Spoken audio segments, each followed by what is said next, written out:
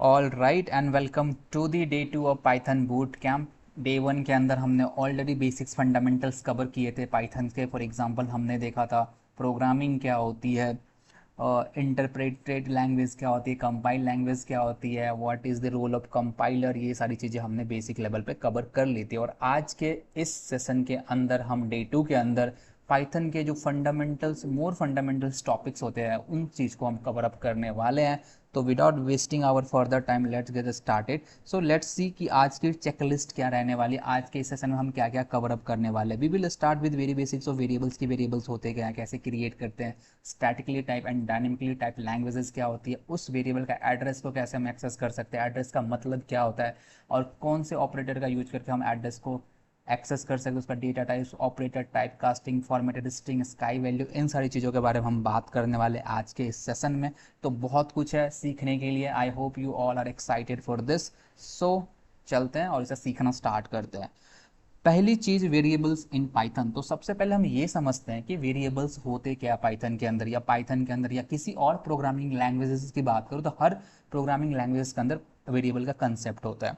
तो पहले हम ये समझते हैं यार ये वेरिएबल की नीड ही क्या थी, why this variable, why why this variables, why do we need even variables. तो पहले हम इसको क्वेश्चन को क्लियर करते हैं। देखो, जब भी हम प्रोग्राम, ध्यान से देखना कि जब भी हम कोई प्रोग्राम बना रहे होते हैं, जब भी किसी भी लैंग्वेज में हम प्रोग्रामिंग करते हैं, हमारा एंड गोल क्या होता है कि हमारे पास कुछ ना कुछ क्या होता है, डेटा होता है। उस डेटा को हम क्या करते हैं, स्टोर करते हैं। डेटा को प्रोग्रामिंग के अंदर स्टोर करते हैं, और उस डेटा पे हम क्या करते हैं, कुछ ना कुछ प्रोसेसिंग करते हैं, कुछ ना कुछ ऑपरेशन करते हैं अपने डिजायर रिजल्ट को लेने के लिए। So this is the thing. So अब क्या हो रहा था कि मान लो मैं प्रोग्रामिंग कर रहा हूँ तो मेरे पास क्या होगा, डेटा होगा। उस डेटा को मैं क्या करूंगा, कहीं ना कहीं स्टोर करूंगा। डेटा को क्या करूंगा, मैं स्टोर करूंगा। अब प्रॉब्लम क्या आ रही थी, फॉर एग्जाम्पल मैंने डेटा को तो स्टोर कर दिया। अब कंप्यूटर क्या बोलता था कि यार देख, तू प्रोग्रामिंग करा है, तूने अपने डेटा को स्टोर करा है। अब तूने अपने डेटा को स्टोर करा, फिर तुझे बाद में अब तुझे अपना डेटा चाहिए भी होगा कि you want to retrieve that data. तुम्हें उस ना कुछ पे कुछ ऑपरेशन करना होगा, या कोई प्रोसेसिंग करनी होगी, कुछ ना कुछ करना होगा, तुम्हें अपना डेटा चाहिए भी होगा। सो तू तो डेटा स्टोर कर दे रहा, बाद में तुझे डेटा चाहिए। तो उन्होंने, कंप्यूटर ने क्या करा कि देख, तुझे जब भी डेटा तूने तो दे दिया मुझे, जब भी तुझे डेटा चाहिए होगा, मैं क्या कर रहा हूँ, तूने जो डेटा स्टोर करा उसका मैं कुछ ना कुछ एड्रेस दे देता हूँ, उसका मैं ना कुछ एड्रेस दे देता हूँ। और उस एड्रेस के थ्रू तू क्या कर सकता है, जब भी तुझे अपना डेटा वापस चाहिए हो कुछ प्रोसेसिंग करने के लिए, कुछ करने के लिए, तो उसको रिट्रीव कर सकता है। उस पर जो प्रोसेसिंग चाहिए, जो भी ऑपरेशन चाहिए, तू लगा सकता है। अब यहाँ पे एक प्रॉब्लम थी, यहाँ पे क्या थी, एक प्रॉब्लम थी। प्रॉब्लम क्या थी कि हमने क्या देखा यार, मैं तो डेटा स्टोर कर दिया, तुमने बोला कि तुमने एड्रेस भी दे दिया, और तुमने बोला कि जब भी तुम्हें रिट्रीव करना हो या कोई ऑपरेशन करना हो तो मैं इस एड्रेस के थ्रू उस डेटा को एक्सेस कर सकते हो। बट प्रॉब्लम क्या थी, इन्होंने जो एड्रेस दिया वो बहुत ही अजीब एड्रेस दिया। अजीब का मतलब क्या, बहुत ही वियर्ड। वियर्ड क्या था इसके अंदर, जो भी इसकी एड्रेसिंग थी, उन्होंने बहुत वियर्ड नंबर में बहुत सारे अजीब से नंबर लिख दिए और बोला यही एड्रेस है, अब तू इसी एड्रेस का थ्रू अपने डेटा को रिट्रीव करना। अब मैंने पूरे प्रोग्राम में इतने सारे डेटा लिखे हैं, सबका अलग अलग एड्रेस, और एड्रेस भी इतना अजीब सा दिख रहा था। कुछ ऐसा दिखता है एड्रेस। पाइथन में बात करूँ तो कुछ नंबर्स होते हैं 5 4, कुछ भी रैंडम्स नंबर हो जाते हैं ये नंबर्स। और अगर सी प्लस प्लस में बात करूँ तो उसमें हेक्साडेसिमल के अंदर दिखते हैं एड्रेस। तो बहुत ही अजीब सा। अब हमारे लिए एज अ प्रोग्रामर क्या प्रॉब्लम आई कि यार तूने एड्रेस तो दे दिया, बस ये एड्रेस तो बहुत वियर्ड सा दिखता है। अब इतने सारे डेटा हम मैंने स्टोर किए हैं, अब उन सारे डेटा का मैं ये एड्रेस याद कैसे रखूंगा, और फिर उनको एक्सेस करना इस एड्रेस से बहुत ज़्यादा मुश्किल हो रहा है। तो उन्होंने केवल, हाँ बात तो सही है, तो चल इस प्रॉब्लम को भी सॉल्व करते। अब इस प्रॉब्लम को उन्होंने कैसे सॉल्व करा, उन्होंने क्या बोला कि देख, सही बात है, ये बहुत ही कॉम्प्लिकेटेड चीज़ें दिख रही हैं यहाँ पे। सो आप काम को आसान करते। काम को आसान कैसे करा उन्होंने, उन्होंने क्या बोला, ये जो मैंने तुम्हें एड्रेस दिया है, अब क्या कर, ये एड्रेस तो एज अ कंप्यूटर मैं तो यूज़ करूंगा ही, एज अ कंप्यूटर ने बोला, एज अ कंप्यूटर मैं तो यूज़ करूंगा ही अपने रेफरेंस के लिए इस एड्रेस को। तुम क्या कर, अब तू जो डेटा स्टोर कर रहा है उसको अपने अकॉर्डिंग जो भी तुझे कंफर्टेबल नाम लगता है वो नाम दे दे। जो भी कंफर्टेबल नाम लगता है उस वो नाम दे दे। और उस नाम के थ्रू जब भी मुझे उस नाम के थ्रू जब भी तू चाहे उस डेटा को रिट्रीव कर सकता है, उस पर कुछ ऑपरेशन कर सकता है। अब तुझे उस एड्रेस को याद रखने की कोई ज़रूरत नहीं है। और उसी नाम को हमने क्या बोला, वेरिएबल। अब क्या बोला हमने, वेरिएबल। तो ये हमारा, हमने कुछ डेटा स्टोर करा, कंप्यूटर ने उसका कुछ एड्रेस दिया। अब उस एड्रेस, उस मेमोरी लोकेशन को हमने कुछ नाम दे दिया अपने अकॉर्डिंग, या तो ए दे दूंगा, ए या तो बी दे दूंगा, या माई नम्स दे दूंगा, कुछ भी दे दूंगा। एंड इसके थ्रू अब क्या कर सकता हूँ, मैं अपने डेटा को रिट्रीव कर सकता हूँ। This is what we call, this is why we need a variable. I hope समझ में आ रही होगी चीज़ें। तो अगर मैं नॉर्मली जनरल में बोलूँ व्हाट इज़ अ वेरिएबल, तो variable act as a container, variable act as a container to store our data. So this is what is a variable. अब क्या होता है, अब दो चीज़ें आती है कि वेरिएबल्स तो हमने समझ लिया कि वेरिएबल्स होते क्या हैं। वेरिएबल्स क्या होता है, एक्ट एज अ कंटेनर की तरह एक्ट करते हैं, जिसके अंदर हम क्या कर सकते हैं, हमारा जो भी डेटा है, हमारी जो भी वैल्यू, उसको हम स्टोर कर सकते हैं। अब एक चीज़ यहाँ पे समझते हैं, what is statically and what is dynamically type. अब वेरिएबल तो हमने समझा, अब डिफरेंट प्रोग्रामिंग के लैंग्वेज के अंदर डिफरेंट चीज़ें होती है, वेरिएबल क्रिएट करने का तरीका अलग होता है। तो उसके बेसिस पे हमने दो कैटेगरीज बनाई, one is statically type language, one is dynamically type programming language. अब ध्यान से देना, जो स्टैटिकली टाइप लैंग्वेज होती है, कोई भी लैंग्वेज, फॉर एग्जांपल मैं पाइथन की बात करता हूँ, तो उसके अंदर जो भी हम वेरिएबल क्रिएट करते हैं, वहाँ पे हम क्या करते हैं, सिंटेक्स उसका क्या होता है, हम क्या करते हैं, वेरिएबल का नाम लिखते हैं। अभी के लिए मैं नाम, वेरिएबल का नाम अभी के लिए नेम दे देता हूँ, नेम इज इक्वल टू, और इसके अंदर मैंने लिख दिया अल्फा इंटर, अल्फा इंटर। तो ये मेरा नेम नाम का एक वेरिएबल क्रिएट हो गया एंड उसके अंदर क्या वैल्यू चली गई, अल्फा इंटर। उसी तरह अगर मैं यहाँ पे लिखता हूँ x इज इक्वल टू 52, तो x नाम का एक वेरिएबल क्रिएट हो गया, उसके अंदर क्या चली गई वैल्यू, 52 चली गई। तो ऐसे ऐसे लैंग अब इसमें एक चीज़ नोटिस करना कि यहाँ पे जो मैं वेरिएबल क्रिएट कर रहा हूँ ना, उसमें सिर्फ वेरिएबल का नाम दे रहा हूँ, मैं ये स्पेसिफाई नहीं कर रहा कि इस वेरिएबल का डेटा टाइप क्या है। तो ऐसे लैंग्वेजेस जहाँ पर वेरिएबल क्रिएट करते टाइम हमें उसका टाइप डिफाइन नहीं करना पड़ता, ऐसे लैंग्वेजेस को हम बोलते हैं स्टैटिकली टाइप लैंग्वेज। एग्जाम्पल क्या है इसके, एग्जाम्पल्स है, आपको एग्जाम्पल्स इसके हैं, एग्जाम्पल्स है पाइथन, पाइथन उसके बाद है जावास्क्रिप्ट, जिसको मैं जेएस लिख देता हूँ। उसके बाद सेकेंड कैटेगरीज आती है डायनेमिकली टाइप लैंग्वेज की, डायनेमिकली टाइप लैंग्वेज की। फॉर इसमें क्या होता है, अगर तुम्हें वेरिएबल क्रिएट करना है तो उस वेरिएबल के नाम के साथ साथ तुम्हें उसका डेटा टाइप भी डिफाइन करना पड़ेगा। फॉर एग्जांपल जैसे कि तुमने यहाँ पे नेम स्टोर करा था, तो अगर नेम नाम का वेरिएबल बनाते हो उससे पहले उसका डेटा टाइप लिखना पड़ेगा। तो यहाँ पे मैं उसका डेटा टाइप लिखूंगा string name is equal to Alpha inter.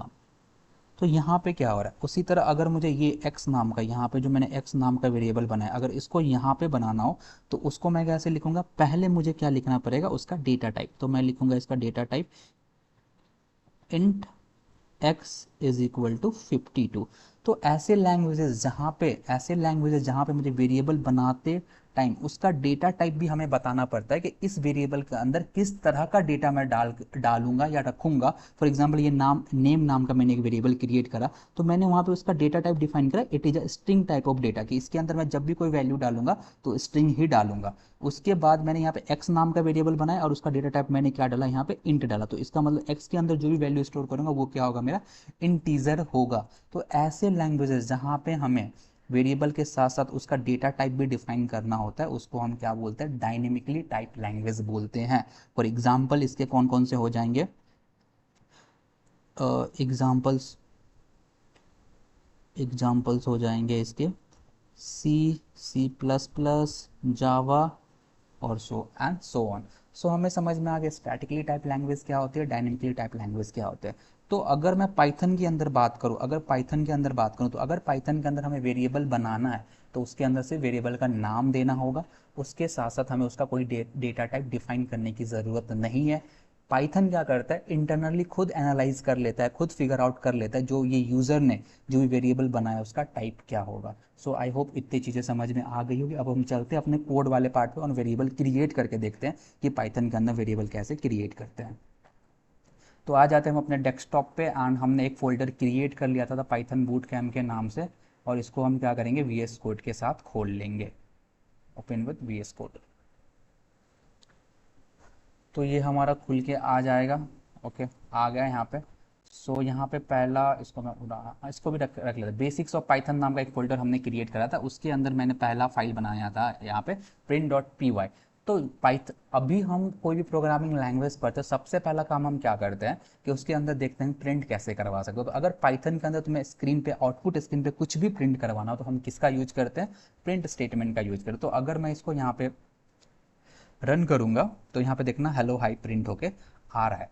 अब देखना यहाँ पे एक चीज़ और करता हूँ मैं ना, इसी को कॉपी करता हूँ अभी के लिए, control C and here we go control V. अब मैं इसके अंदर लिखता हूँ अल्फ़ा इंटर। अब मैंने ये लिख दिया, अब मैं इसे रन करता हूँ तो देखते हैं क्या होता है।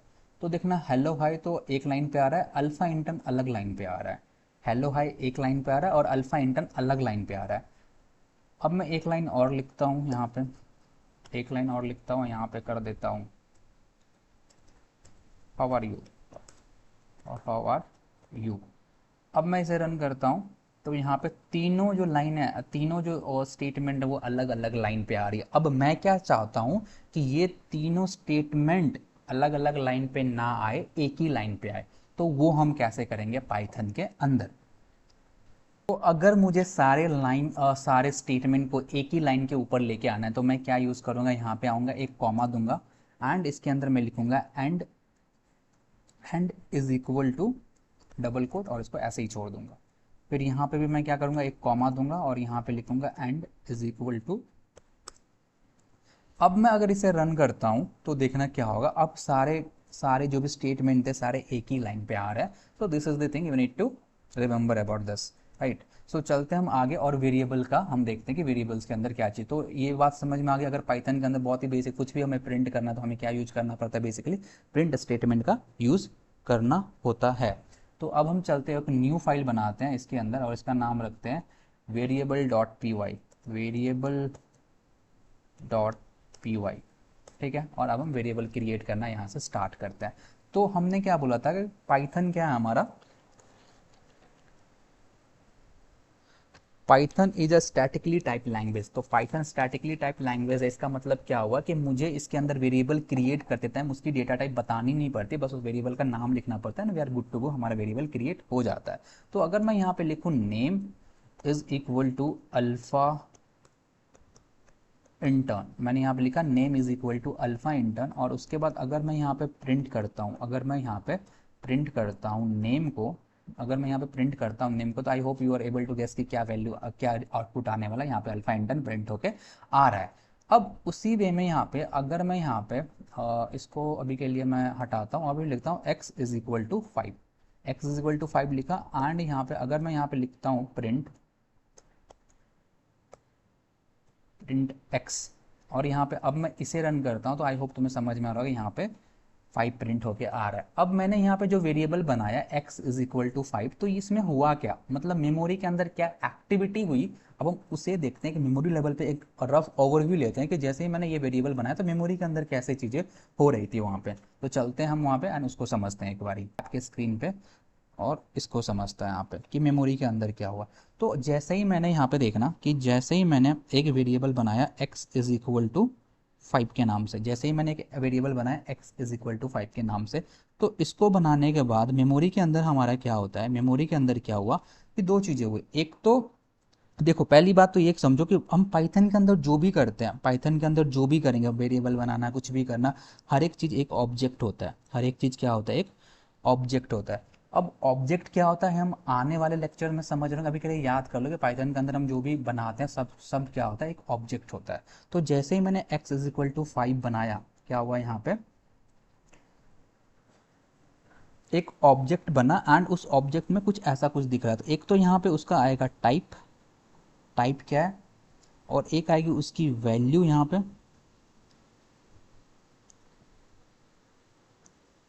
वैल्यू, एंड तीसरी चीज आएगी रेफरेंस काउंट, रेफरेंस काउंट,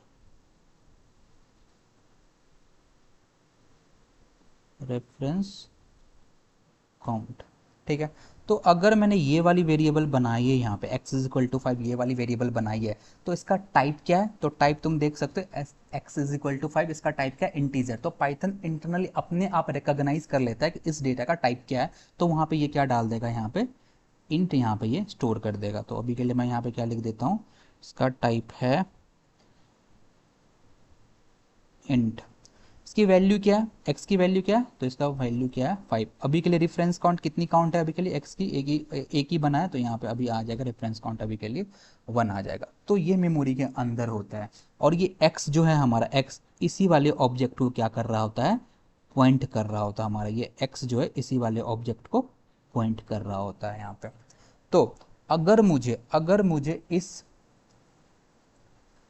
इस लोकेशन का, ये जो बना है हमारा, अगर मुझे इस लोकेशन का एड्रेस प्रिंट करवाना हो, इस लोकेशन का एड्रेस प्रिंट करवाना हो कि इस लोकेशन जहाँ पे ये चीज़ें type, value, reference count store हो रही है मेमोरी के अंदर, उसका एड्रेस क्या, तो उसके लिए पाइथन के अंदर बहुत ही हैंडी एक इनबिल्ट फंक्शन दिया गया जिसका नाम है आईडी। आईडी के थ्रू हम क्या करा सकते हैं, इस वेरिएबल का जो हमारा ये ऑब्जेक्ट बना है इसका हम एड्रेस यहाँ पे प्रिंट करवा सकते हैं। तो चलते हैं, मैं आता हूँ x इज इक्वल टू 5। तो अगर मैं यहाँ पे लिखता हूँ प्रिंट लिखा और यहाँ पे लिखता हूँ आईडी, यहाँ पे लिखता हूँ आईडी और किसका आईडी, x का आईडी यहाँ पे लिखा। और अब मैं अगर इसे रन करता हूँ तो बेसिकली क्या होगा, देखो इसका अजीब सा कुछ नंबर जो कि इसका एड्रेस है वो यहाँ पे प्रिंट होके आ रहा है।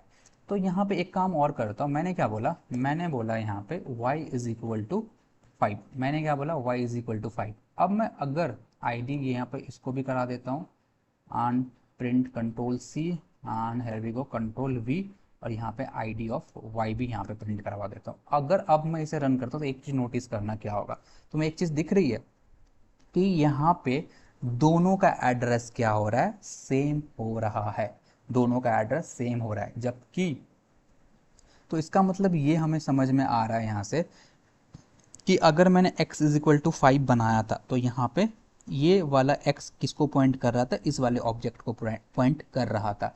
और अगर फिर से मैंने जाके y इज इक्वल टू 5 बनाया, इसके अंदर भी सेम वैल्यू दी, तो यहाँ पे कोई एक्स्ट्रा मेमोरी एलोकेट नहीं हुई यहाँ पे y को। यहाँ पे देखा गया, पाइथन ने देखा यार इसकी तो वैल्यू सेम ही है, जो यहाँ पे x की वैल्यू थी वही y की वैल्यू है, तो इसने नया मेमोरी एलोकेट नहीं किया, बस यहाँ पे इसने क्या किया कि इस वाले को इसी को पॉइंट करवा दिया, जो ऑलरेडी ऑब्जेक्ट यहाँ पे क्रिएटेड था मेमोरी के अंदर उसी को इसने क्या कर दिया, पॉइंट करवा दिया, जबकि इसने एक्स्ट्रा कोई भी मेमोरी एलोकेट ही नहीं करी यहाँ पे। So you need to understand कि जब भी दो वेरिएबल्स के वैल्यू सेम हो बट नाम अलग अलग हो, उस केस में क्या होता है, उसकी आईडी जो होती है वो सेम होती है। तो ये भी इसी को पॉइंट कर रहा है यहाँ पे। तो यहाँ पे आते हैं और इसको कर देते हैं कि ये भी इसी को पॉइंट कर रहा है यहाँ पे। तो अगर मुझे पता हो कि अगर दो वेरिएबल्स है और दोनों वेरिएबल्स की वैल्यू सेम है, तो इस केस में क्या होगा कि ID of x is equal to ID of y। तो ये चीज़ें यहाँ पे याद रखना। और यहाँ पे जैसे ही मैंने x इज इक्वल टू 5 और y इज इक्वल टू 5 बनाया, तो यहाँ पे रेफरेंस काउंट पहले कितना था, 1 था, अब ये हटके कितना हो जाएगा, इसका 2 हो जाएगा। आई होप चीज़ें तुम्हें समझ में आ रही होगी कैसे ये आईडी काम कर रहा है। तो पाइथन के अंदर जब भी तुम्हें किसी वेरिएबल का एड्रेस प्रिंट करवाना हो तो इनबिल्ट फंक्शन आईडी का यूज़ करते हो। एंड उसके साथ साथ याद रखना, जब भी किसी दो वेरिएबल का वैल्यू सेम हो उस केस में क्या होता है, दोनों सेम ही ऑब्जेक्ट को पॉइंट कर रहे होते, कोई भी नई मेमोरी क्या होती है, एलोकेट नहीं होती है वहाँ पे। अब पाइथन हमें ये भी अलाउ करता है कि हम Python allows us to assign value to a multiple variable in one line। हम क्या कर सकते हैं पाइथन के अंदर कि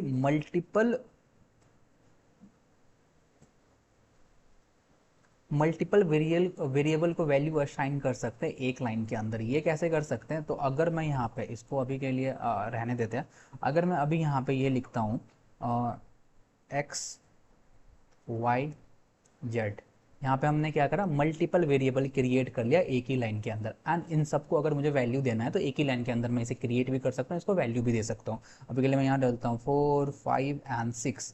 एंड यहाँ पे अगर मैं लिखता हूँ प्रिंट x, एंड इसी को मैं कॉपी करता हूँ यहाँ से control C and control V and control V, और यहाँ पे मैं दे देता हूँ प्रिंट y एंड यहाँ पे दे देता हूँ मैं प्रिंट z।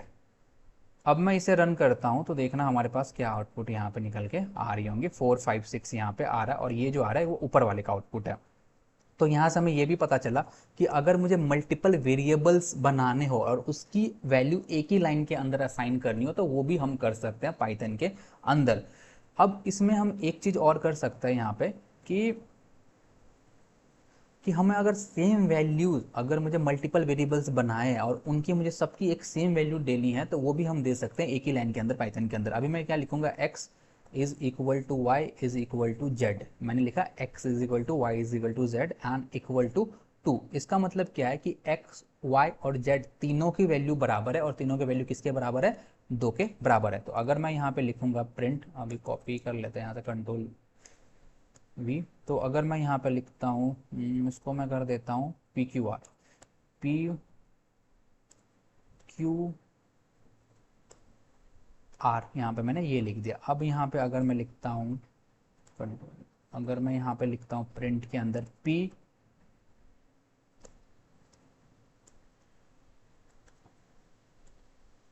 क्यू एंड यहाँ पे इसके अंदर लिखता हूँ आर, तो हमें पता है हमें क्या आउटपुट मिलने वाली है। बेसिकली यहाँ पे 2 2 आ रहा है यहाँ पे। तो यहाँ पे 2 चीज़ें हमें पता चली कि अगर मुझे सिंगल लाइन के अंदर मल्टीपल वेरिएबल्स की अलग अलग वैल्यू देनी हो तो वो भी हम दे सकते हैं, एंड उसके बाद अगर मुझे सिंगल लाइन के अंदर मल्टीपल वेरिएबल की सेम वैल्यू देनी है तो वो भी हम दे सकते हैं, पाइथन के अंदर ईजिली दे सकते हैं। चीज़ों को देखते हैं, अब हम समझते हैं आर्ट पेपर। तो अब हम समझते हैं वेरिएबल नेमिंग रूल्स के ऊपर, कि वेरिएबल्स को जो हम नाम देते हैं, ऐसा नहीं हम उसको कुछ भी नाम दे सकते हैं। We have some kind of rule which we need to follow in when we are naming a variable. So let's see what are that rule. So यहाँ पे मैं लिखता हूँ वेरिएबल नेमिंग रूल। जो सबसे, इसको थोड़ा सा ऊपर कर लेते हैं।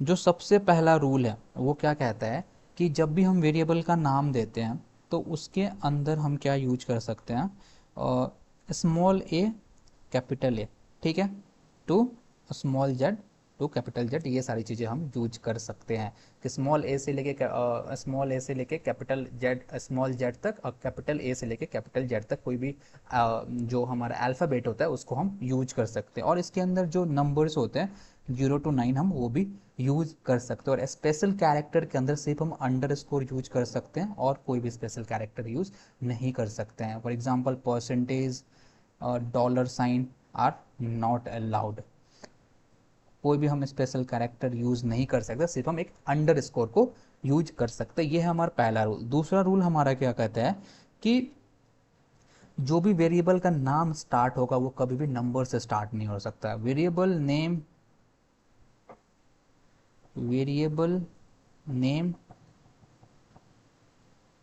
can't start with number, variable name can't start with number, right. कभी भी हम वो नंबर से स्टार्ट नहीं हो सकता है। फॉर एग्जाम्पल अगर मैं ऐसा लिख दूँ, अगर मैं यहाँ पे ऐसा लिख दूँ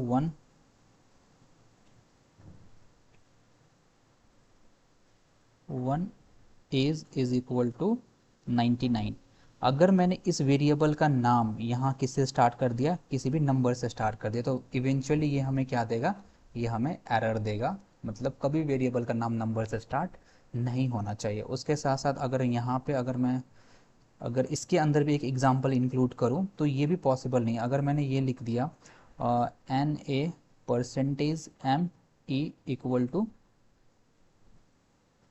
अल्फ़ा इंटर्न, तो ये भी वेरिएबल का नाम पॉसिबल नहीं है। क्यों पॉसिबल नहीं है? बिकॉज हमने यहाँ पे क्या यूज कर लिया, एक स्पेशल कैरेक्टर जो कि परसेंटेज का साइन है वो यूज कर लिया। और हमें पता है वेरिएबल नेम के अकॉर्डिंग कि जब भी हम वेरिएबल का नाम देते हैं उसमें हम एक ही स्पेशल कैरेक्टर यूज कर सकते हैं जो कि क्या हमारा अंडर स्कोर है।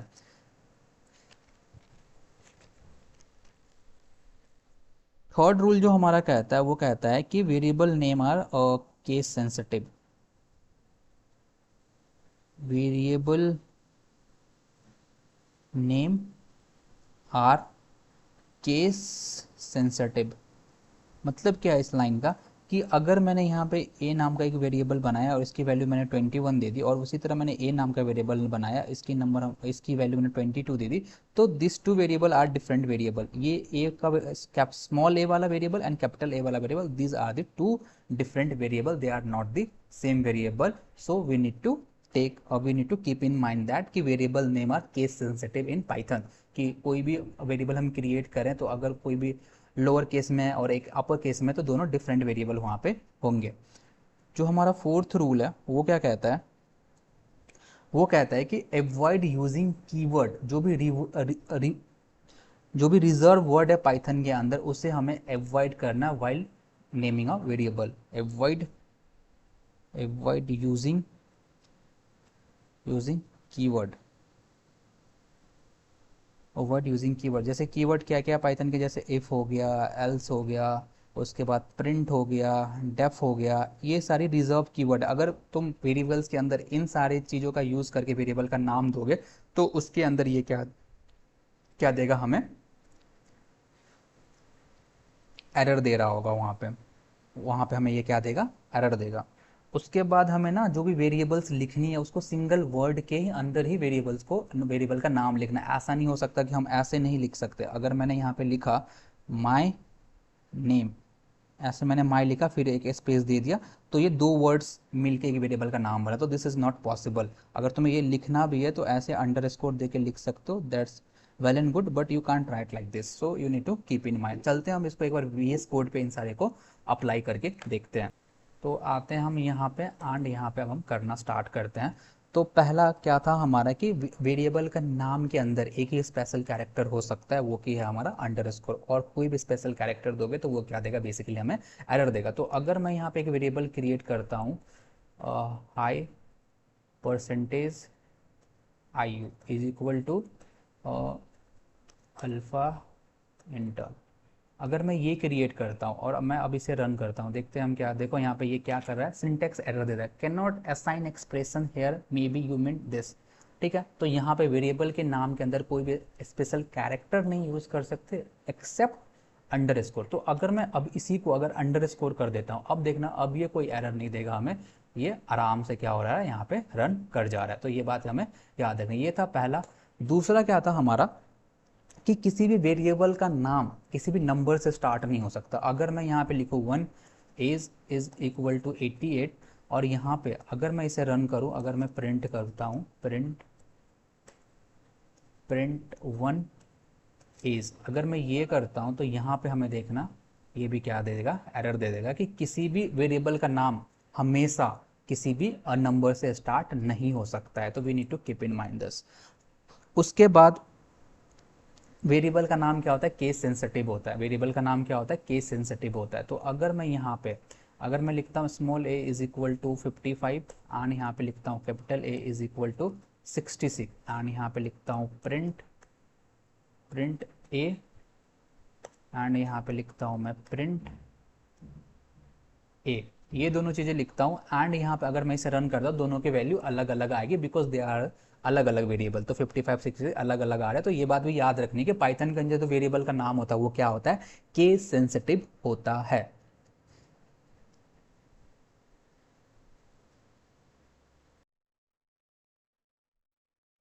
नेक्स्ट जो था कि कोई भी हम रिजर्व कीवर्ड का यूज नहीं कर सकते जब हम वेरिएबल का नाम हम डिक्लेयर कर रहे हो या वेरिएबल बना रहे हो वहाँ पे। तो अगर मैं यहाँ पे लिख देता हूँ इफ इज इक्वल टू 55, तो इफ क्या एक रिजर्व कीवर्ड है पाइथन के अंदर। तो अगर मैं अब इसे रन करूंगा तो ये हमें बेसिकली क्या देगा, एरर देगा या एरर देगा यहाँ पे, क्योंकि एक्सेप्टेड एक्सप्रेशन यहाँ पे आ रहा है यहाँ पे। ठीक है, और उसके बाद अगर मैं यहाँ पे डेफ इज इक्वल टू 55, अगर मैं ये करता हूँ और मैं फिर से इसे रन करता हूँ तो देखना अब कुछ आ ही नहीं रहा है यहाँ पे, बेसिकली एरर ही आएगा यहाँ पे।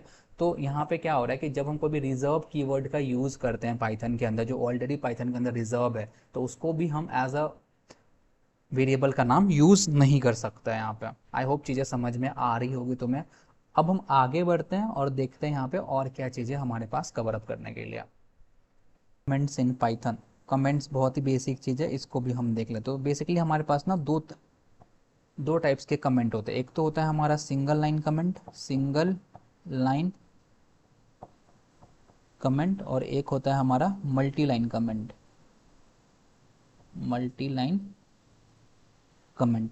अब सिंगल लाइन कमेंट लिखने के लिए हम यूज करते हैं बेसिकली हैश का। तो हैश लिख दो, उसके अंदर सिंगल लाइन कमेंट तुम लिख सकते हो। अगर तुम्हें मल्टी लाइन कमेंट्स लिखने मतलब एक से ज़्यादा लाइन होंगे तुम्हारे कमेंट्स के अंदर, तो उसके अंदर हम इसका यूज करते हैं का, एंड इसके अंदर तुम जो भी लिखोगे वो मल्टी लाइन कमेंट्स के अंदर काउंट होगा। अब ये कमेंट्स क्या होता है, बेसिकली अगर हम कोई प्रोग्राम लिख रहे हैं और हम चाहते हैं कि इसके अंदर हम कोई इन्फॉर्मेशन लिख दे जो हम बाद में अगर कोड को देखें, प्रोग्राम को देखें, हमें समझ में आनी चाहिए कि ये लाइन हमने क्यों लिखा था, what was the purpose of that line, उसीलिए हम कमेंट वहाँ पे डालते हैं। वो प्रोग्राम के अंदर एग्जीक्यूट नहीं होता है, वो एज अ टेक्स्ट प्रोग्राम जो भी हम पाइथन में लेते हैं, पाइथन उसे एज अ टेक्स्ट करता लेता है, उसे कोई भी एग्जीक्यूशन या उससे वजह से कोई भी एरर वहाँ पे नहीं आता। तो देखते हैं हम कमेंट, अगर मैं लिखता हूँ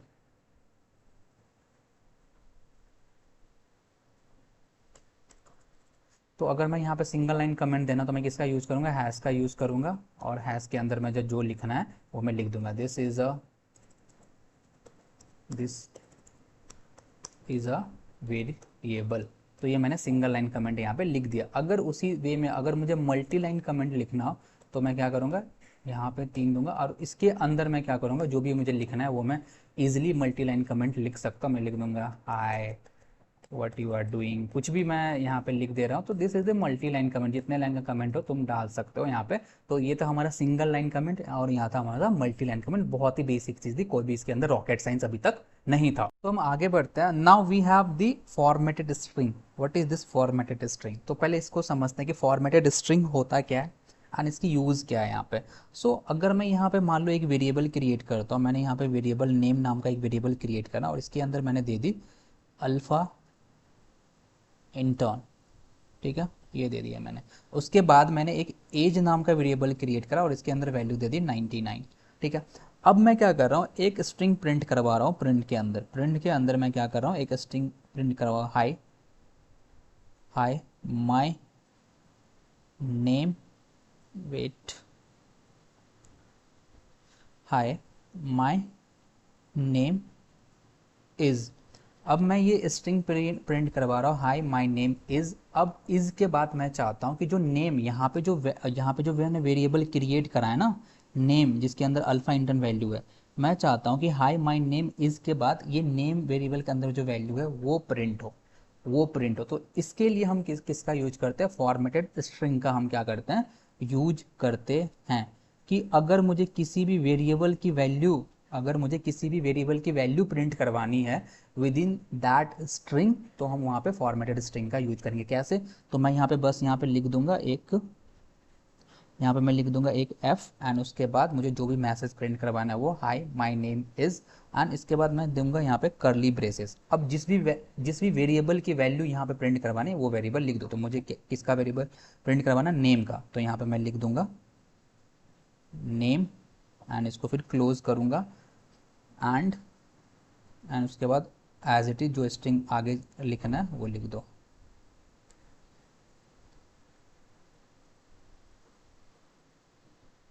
एंड माई एज इज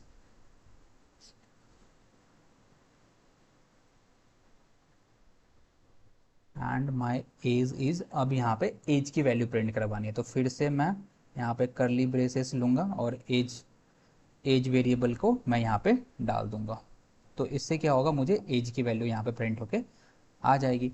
तो ये है हमारा फॉर्मेटेड स्ट्रिंग। फॉर्मेटेड स्ट्रिंग से हम क्या करते हैं, अगर मुझे किसी स्ट्रिंग के साथ साथ किसी वेरिएबल की वैल्यू भी प्रिंट करवानी है तो वहाँ पे हम किसका यूज करेंगे, फॉर्मेटेड स्ट्रिंग का यूज करेंगे and this is the syntax. तो चलते हैं हम यहाँ पे तो करके देखते हैं यहाँ पे, एंड यहाँ पे एक फाइल बनाते हैं फॉर्मेटेड स्ट्रिंग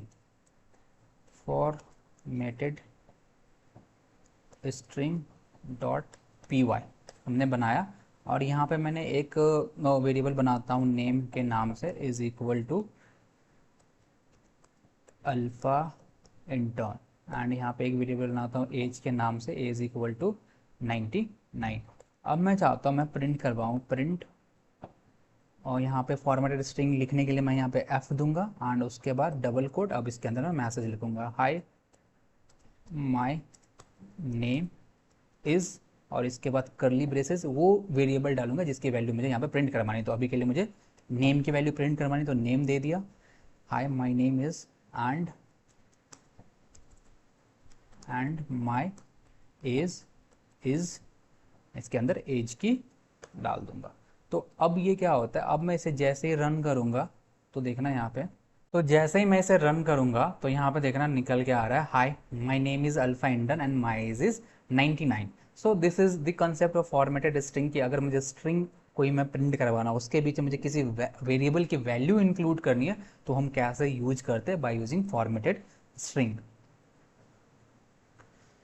अब यहाँ पे एक चीज़ और हम कवर अप कर लेते हैं। मैंने क्या बोला, मैंने यहाँ पे एक वेरिएबल बनाया x is equal to 5 and एक और वेरिएबल बनाते हैं y इज इक्वल टू और 6 and z is equal to 99। मैंने 3 वेरिएबल बनाया। अब मैं इसे अगर प्रिंट करूँ, प्रिंट करता हूँ यहाँ पे मैं x, यहाँ पे मैंने प्रिंट कर दिया x को और इसी को मैं कॉपी करता हूँ एंड आगे पेस्ट कर देता हूँ, कंट्रोल v एंड यहाँ पे मैं लिखता हूँ y एंड यहाँ पे मैं लिखता हूँ अभी के लिए z। तो अगर मैं यहाँ पे इन्हें x ओके करता हूँ y एंड यहाँ पे करता हूँ मैं इसे अभी के लिए z। तो अगर मैं अब इसे रन करता हूँ तो x y z की वैल्यू जो भी है वो प्रिंट होके आ जाएगी। मैं क्या चाहता हूँ, मैं ये चाहता हूँ कि जैसे ही x y z की वैल्यू प्रिंट हो यहाँ पे वो सेपरेटेड आए, किससे, कॉमा के साथ सेपरेटेड आए। तो मैं कैसे करूँगा, तो इसको मैं ऐसे लिख दूंगा ना यहाँ पे, और इसको मैं हटाता हूँ और प्रिंट के एक ही स्टेटमेंट के अंदर सारा x y और यहाँ पे मैं लिख देता हूँ z और यहाँ पे मैं लिख दूंगा separated, sep is equal to जिससे भी सेपरेट करना है तुम उसके अंदर डबल कोट के अंदर वो डाल दो। अभी के लिए मैं डालता हूँ कॉमा के, मुझे कॉमा से सेपरेट करना है। और अब मैं इसे रन करता हूँ तो देखो x y z तीनों के वैल्यू यहाँ पे आ गए और तीनों किसी से सेपरेटेड है, कॉमा के साथ सेपरेटेड है। अगर मुझे किसी और सिंबल के साथ सेपरेटेड करना हो, परसेंटेज के साथ करना हो, तो वो भी हम परसेंटेज के अंदर डाल देंगे तो वो परसेंटेज के साथ क्या होगा, सेपरेटेड हो जाएगा। सो this is the few important concept, छोटी छोटी चीज़ थे, फॉर्मेटेड स्ट्रिंग, ये सारी चीज़ें। तो इन सारी चीज़ों को अब हम सीख चुके हैं।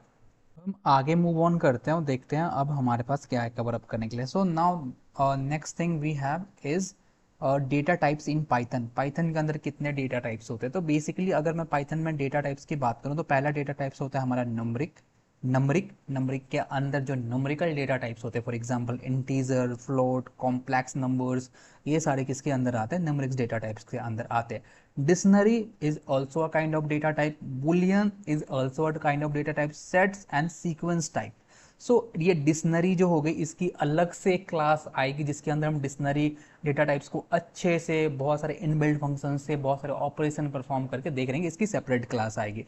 उसके बाद सेट के भी एक सेपरेट क्लास आएगी। और जो सीक्वेंस, तो सीक्वेंस टाइप्स के डेटा टाइप्स होते हैं, इसका मतलब क्या होता है कि देखो अगर न्यूमेरिक टाइप्स के डेटा टाइप्स की बात करें तो एक टाइम में वो एक ही वैल्यू को स्टोर करती है अपने अंदर, लेकिन अगर मैं सीक्वेंस टाइप के डेटा टाइप्स की बात करूं तो एक टाइम पे ये मल्टीपल वैल्यूज को अपने अंदर स्टोर कर सकती है। For example string is a sequence of character, एक से ज़्यादा सीक्वेंस ऑफ कैरेक्टर के स्ट्रिंग अपने अंदर स्टोर कर सकता है। लिस्ट के अंदर भी एक से ज़्यादा वैल्यूज को हम स्टोर कर सकते हैं, टपल्स के अंदर भी कर सकते हैं। तो बेसिकली सीक्वेंस टाइप वो होता है जो एक टाइम पे मल्टीपल वैल्यूज को अपने अंदर स्टोर करते हैं, उसको हम बोलते हैं सीक्वेंस डेटा टाइप्स। अब इसके अंदर स्ट्रिंग्स, टपल, लिस्ट, इन सारी की एक सेपरेट क्लास आएगी जिनके अंदर हम डिटेल में इन सारे डेटा टाइप्स को पढ़ रहे होंगे। अभी हम देखेंगे न्यूमेरिक्स डेटा टाइप्स के बारे में कि न्यूमेरिक डेटा टाइप होते क्या है। तो चलते हैं अपने VS कोड पे एंड उसको हम कोड करके देखते हैं। तो हम इसके अंदर आएंगे और यहाँ पे एक न्यू फाइल बना लेंगे और data type numeric data type basically numeric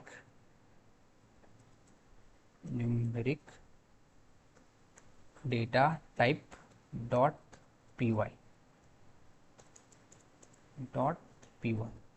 अब इसके अंदर आते हैं और हम कोड करना स्टार्ट करें। तो अगर मैं यहाँ पे x इज इक्वल टू 5 लिखूँ, तो ये मेरा है न्यूमेरिक डेटा टाइप। मैंने क्या बोला कि मैंने एक x नाम का वेरिएबल क्रिएट करा जिसके अंदर मैं किस टाइप का डेटा स्टोर करवा रहा हूँ, न्यूमेरिक टाइप का। और इस न्यूमेरिक की भी क्या टाइप है, इंटीजर टाइप है। तो अगर यहाँ पे पाइथन के अंदर एक इनबिल्ट फंक्शन होता है जो बेसिकली मुझे किसी भी वेरिएबल्स के अंदर कौन से टाइप का डेटा है उसकी वो मुझे बता देता है। तो अगर मैं यहाँ पे लिखूँ प्रिंट एंड इसके अंदर लिखूँ टाइप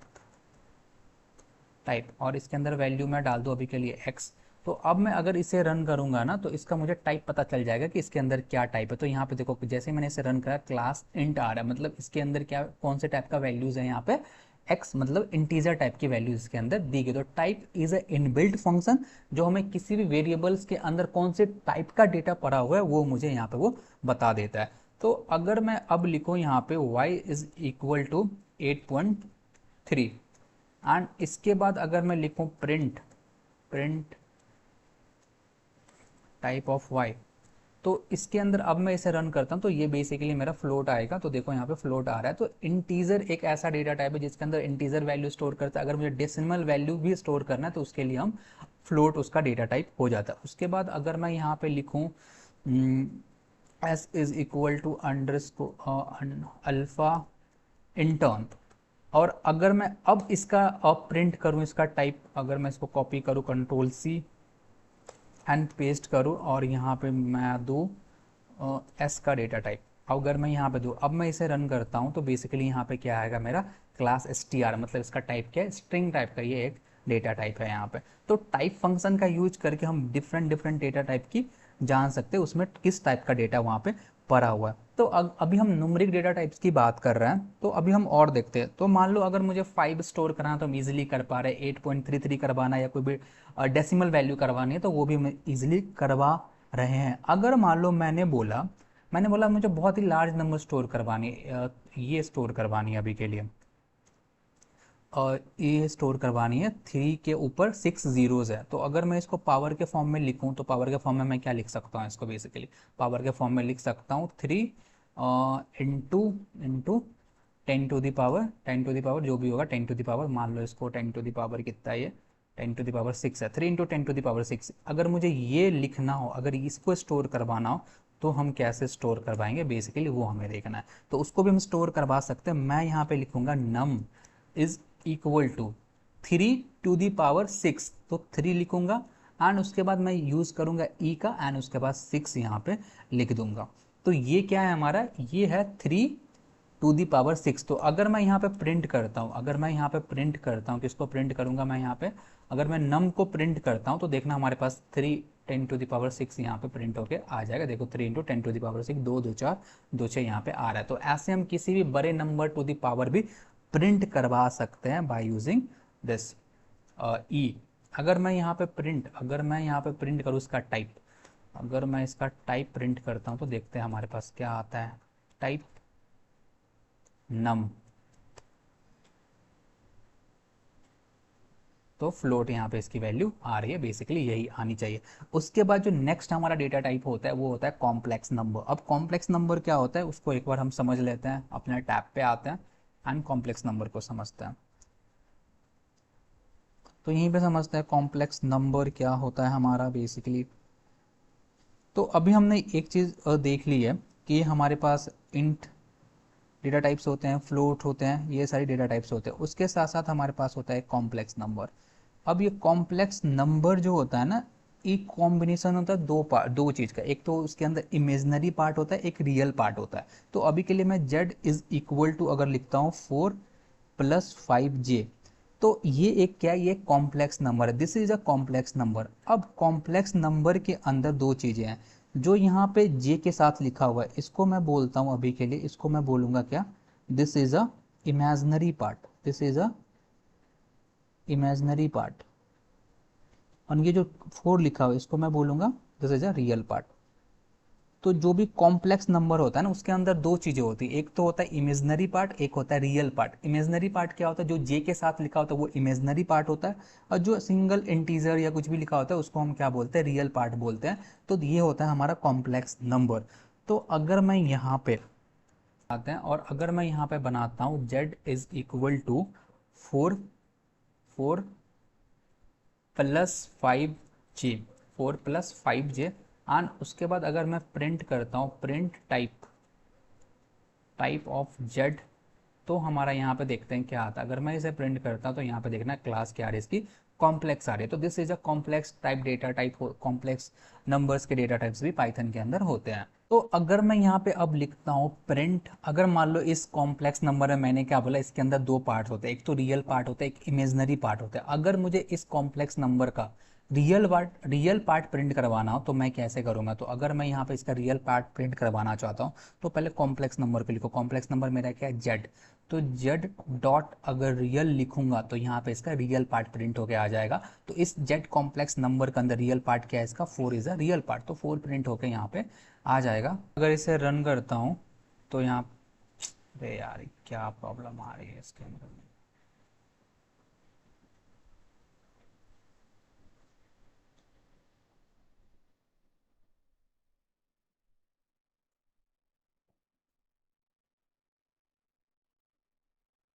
तो यहाँ पे इसका क्या हो रहा है, रियल पार्ट हमें प्रिंट होके आ रहा है। उसी तरह अगर मैं जेड डॉट यहाँ पे इमेजनरी कर देता हूँ, इमेज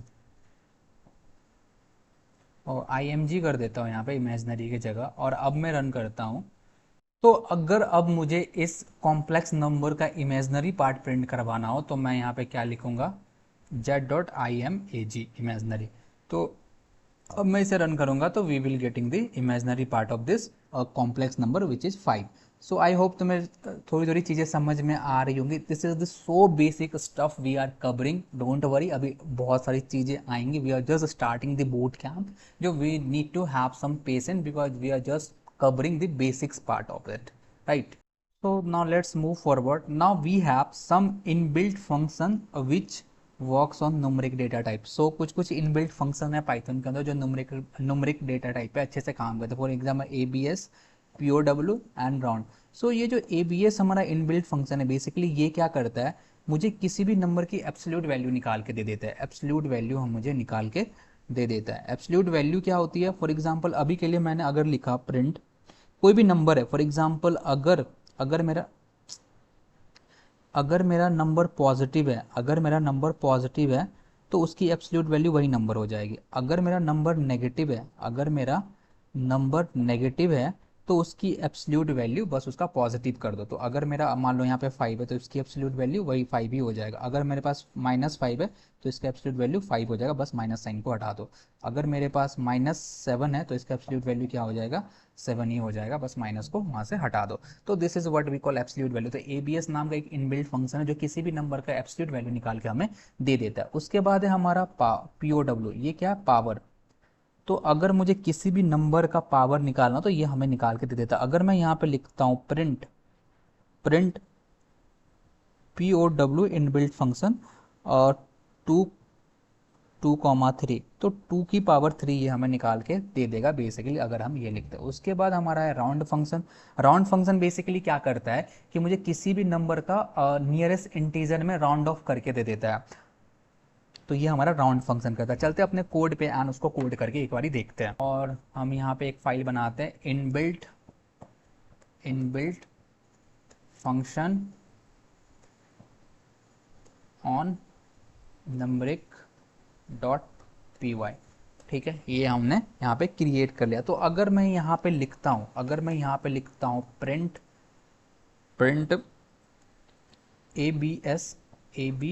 ABS एब्सोल्यूट ऑफ -5, तो बेसिकली हमारा क्या इसकी एब्सोल्यूट वैल्यू आएगी, इसकी एब्सोल्यूट वैल्यू 5 भी यहाँ पे बन के आ जाएगी, जो कि आ रही है।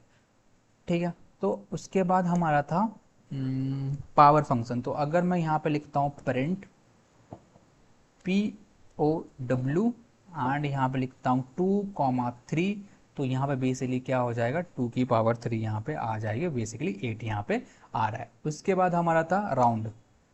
तो अगर मैं लिखता हूँ प्रिंट राउंड एंड राउंड के अंदर मैं क्या डाल दूंगा अभी के लिए, 4.75 इसके अंदर डाल देता हूँ। तो अपने नियरेस्ट इंटीजर के अराउंड ये क्या कर देगा, राउंड ऑफ करके हमें वैल्यू दे देगा। तो 5 आ रहा है, 4.75 के अराउंड राउंड ऑफ हो जाएगा यहाँ पे। तो ये 3 इनबिल्ट फंक्शंस है जो कि न्यूमेरिक डेटा टाइप पे काम करते हैं। Basically we need to remember this. तो अब हम आगे मूव ऑन करते हैं और देखते हैं अब हमारे पास क्या है। तो बेसिकली अब हमारा एक इंपॉर्टेंट टॉपिक आता है जिसको बोलते हैं operators in Python. And now we will now हमारा एक इंपॉर्टेंट टॉपिक्स आता है जिसको हम बोलते हैं ऑपरेटर्स इन पाइथन। अब हम ऑपरेटर्स के बारे में देखेंगे, ऑपरेटर्स क्या होते हैं। अभी के लिए हम देखेंगे arithmetic operator, assignment operator, comparison operator and logical operator. ये identity operator and bitwise operator हम आगे एक्सप्लोर करेंगे। अभी हम ये चारों ऑपरेटर्स को हम देख रहे होंगे। पहले तो एक चीज़ समझते हैं, फॉर एग्जाम्पल अभी के लिए मैंने यहाँ पे लिखा 2+3, तो यहाँ पे मैंने क्या लिखा, 2+3। तो ये जो 2 है इसको हम बोलते हैं ऑपरेंड, ये 3 को भी हम क्या बोलेंगे, इसको भी बोलेंगे हम ऑपरेंड बोलेंगे। और ये जो यहाँ पे प्लस है इसको बोलते हैं हम ऑपरेटर, और इस पूरे प्रोसेस को हम बोलते हैं ऑपरेशन। हम क्या बोलते हैं, ऑपरेशन बोलते हैं।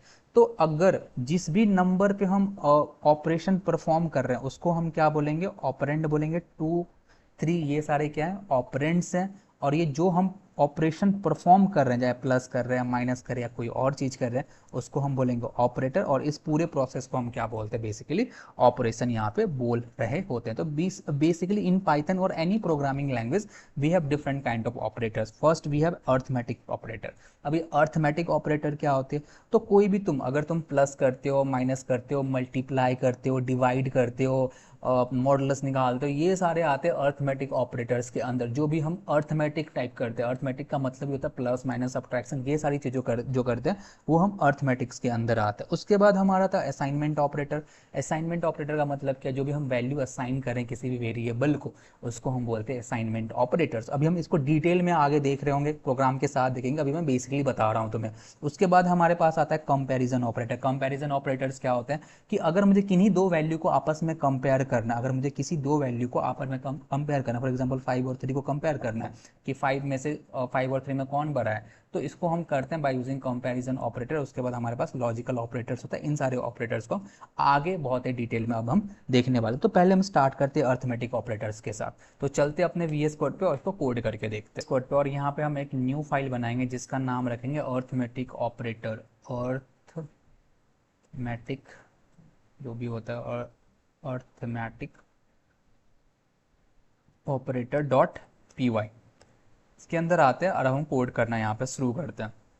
तो अभी के लिए हम एक वेरिएबल बनाते हैं, a इज इक्वल टू 5 नहीं लेते हैं, a is equal to 20 and b is equal to 30। हमने दो वेरिएबल यहाँ पे क्रिएट कर लिया है। अब हम यहाँ पे अर्थमेटिक ऑपरेशन यहाँ पे परफॉर्म करते हैं, which is basically plus minus multiplication division, ये सारी चीज़ें यहाँ पे हो रही होती है। तो अगर मैं यहाँ पे लिखता हूँ print, if I write print, यानी यहाँ पे करता हूँ a प्लस बी, यहाँ पे if I write print a plus B and इसको अब मैं रन करता हूँ, तो बेसिकली मुझे यहाँ पे दोनों का प्लस होके यहाँ पे मिल जाएगा।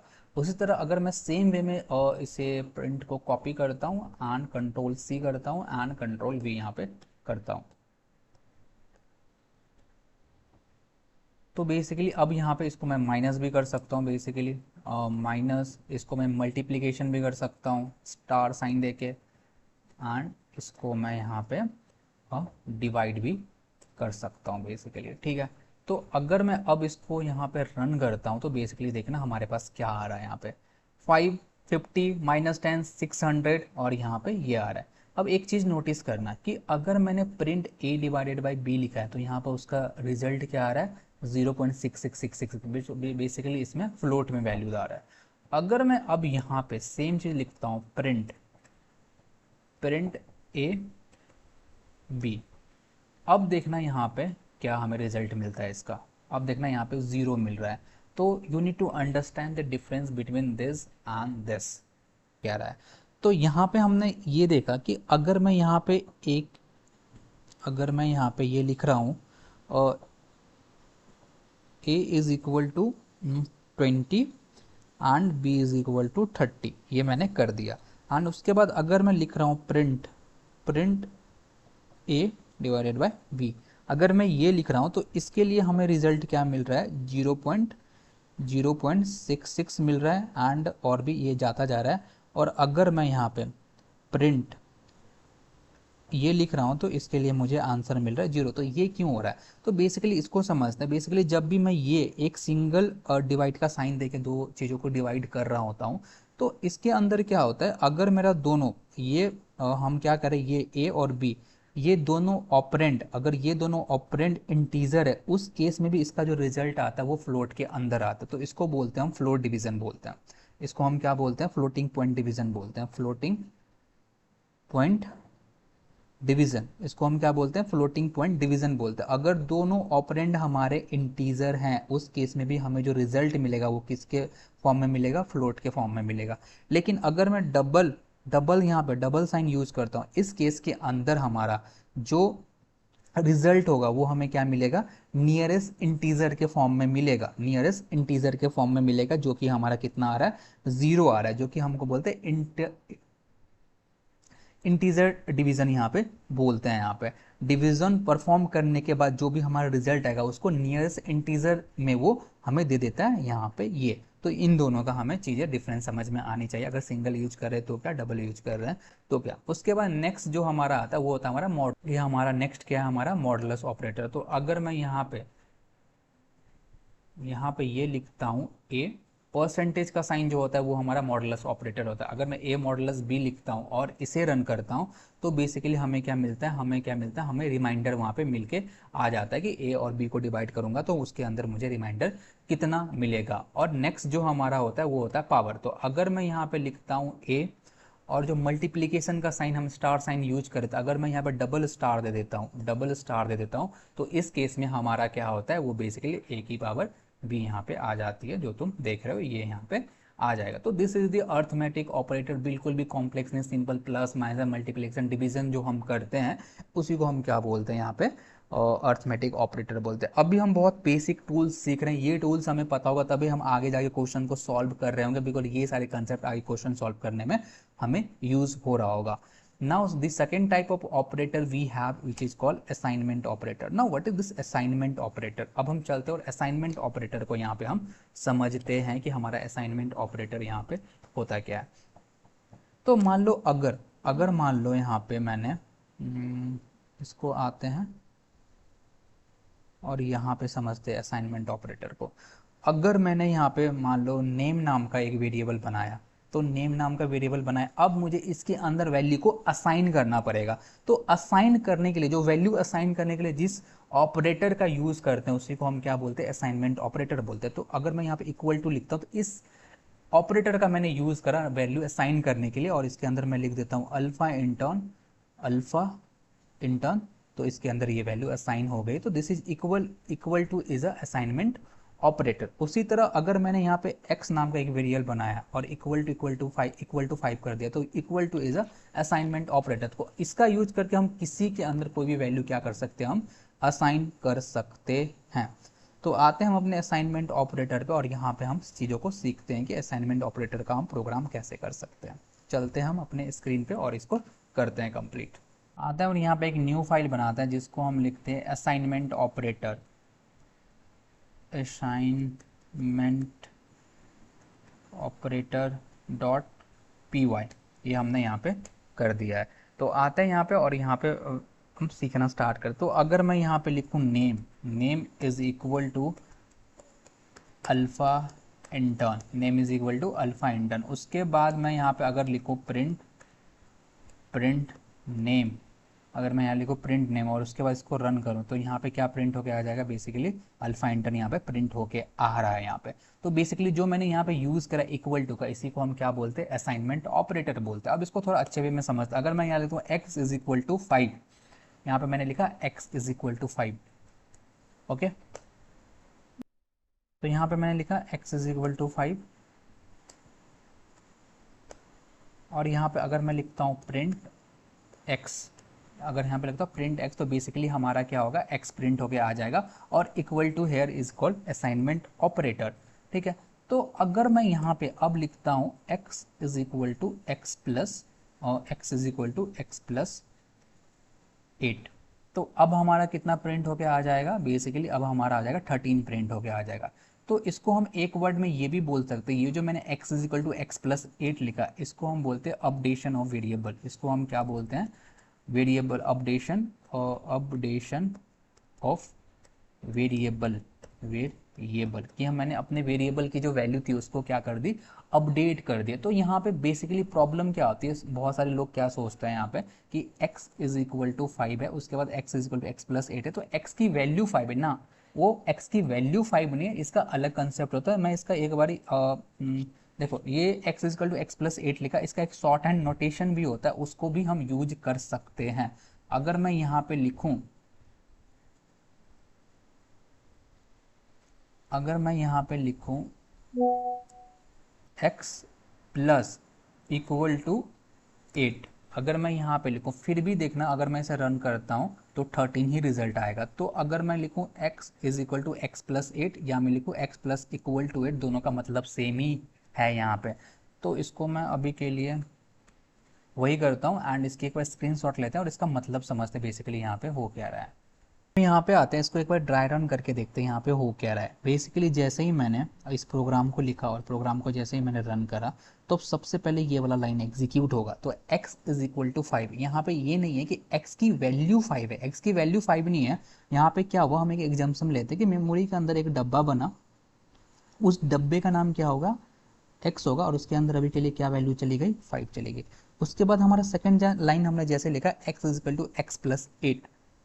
अब यहाँ पे क्या हुआ, इस लाइन का मतलब क्या हुआ कि जो x का डब्बा था उसके अंदर जाओ और उसके अंदर जो वैल्यू अभी के लिए पड़ी हुई है, कितनी वैल्यू पड़ी है, 5 वैल्यू पड़ी है, उसमें जाओ और उसमें 8 को और ऐड कर दो। जैसे ये वाला लाइन लिखा हमने, x की वैल्यू 8 प्लस 8 नहीं हुई, जो एग्जिस्टिंग वैल्यू थी उसमें जाओ और उसकी में क्या कर दो, 8 कर दो, तो मतलब 13 हो गया। उसके बाद प्रिंट x लिखा तो बेसिकली यहाँ पे मेरा 13 प्रिंट होके आ गया। अगर ये सेम इक्वेशन जो हमने प्रोग्रामिंग के अंदर लिखी है, अगर सेम इक्वेशन हम कहाँ पे लिखते हैं, अगर हम सेम इक्वेशन मैथ के अंदर लिखते हैं तो बिल्कुल भी ये क्या हो जाएगा, ये बिल्कुल ही क्या हो जाएगा, इनवैलिड हो जाएगा। कैसे, तो अगर मैं मैथ के अंदर लिखता हूँ x is equal to X plus 8, तो this is not valid equation, because इसको अगर मैं सॉल्व करूँ तो क्या हो जाएगा, x, इसको अगर मैं सॉल्व करूँ तो होगा x minus X is equal to 8। Basically ये कट के 0 हो जाएगा 8, तो 0 is equal to 8, it's not possible. तो इसका कोई मतलब ही नहीं है मैथ्स के अंदर, बिकॉज मैथ्स के अंदर क्या हो रहा है कि जैसे तुमने लिखा x इज इक्वल टू 2, इसका मतलब क्या हुआ, x की वैल्यू 2 है। बट प्रोग्रामिंग के अंदर अगर मैं x इक्वल टू 2 लिखता हूँ, इसका मतलब ये नहीं होता x की वैल्यू 2 है, इसका मतलब होता है x नाम का एक डब्बा बना है मेमोरी के अंदर, उसका नाम x है और उसके अंदर जो वैल्यू पड़ी है वो कितनी है, उसके अंदर जो चीज पड़ी है वो कितनी है, वो 2 है। तो इसीलिए ये मैथ के अंदर तो वैल्यू वैलिड नहीं है, लेकिन अगर प्रोग्रामिंग के अंदर x equal to X plus 8 लिखते हैं तो ये वैलिड होता है। तो आई होप तुम्हें छोटी सी चीज़ थी अच्छे से समझ में आ गई होगी। तो चलते हैं हम अपने असाइनमेंट ऑपरेटर पे और इसको और थोड़ा सा एक्सप्लोर करते हैं। तो यहाँ पे एक चीज़ और हमने लिखा था, एक चीज़ और लिखा था, अगर मैं यहाँ पे x इज इक्वल टू 8 लिखा मैंने, उसके नहीं राइट नहीं, x इज इक्वल टू 5 लिखा एंड उसके बाद लिखा x is equal to X plus 8। इसको हम एक शॉर्ट हैंड नोटेशन में भी लिख सकते हैं। वो क्या था हमारा शॉर्ट हैंड नोटेशन, क्या था, x प्लस इक्वल टू 8। अगर मैं इसको यहाँ पे ये लिख दूँ x प्लस इक्वल टू 8, तो इसका मतलब भी यही होता है, इसका मतलब भी यही होता है। दिस इज ऐसा शॉर्ट हैंड नोटेशन। अगर मैं यहाँ पे लिखता हूँ, इसको मैं अभी के लिए क्या कर देता हूँ,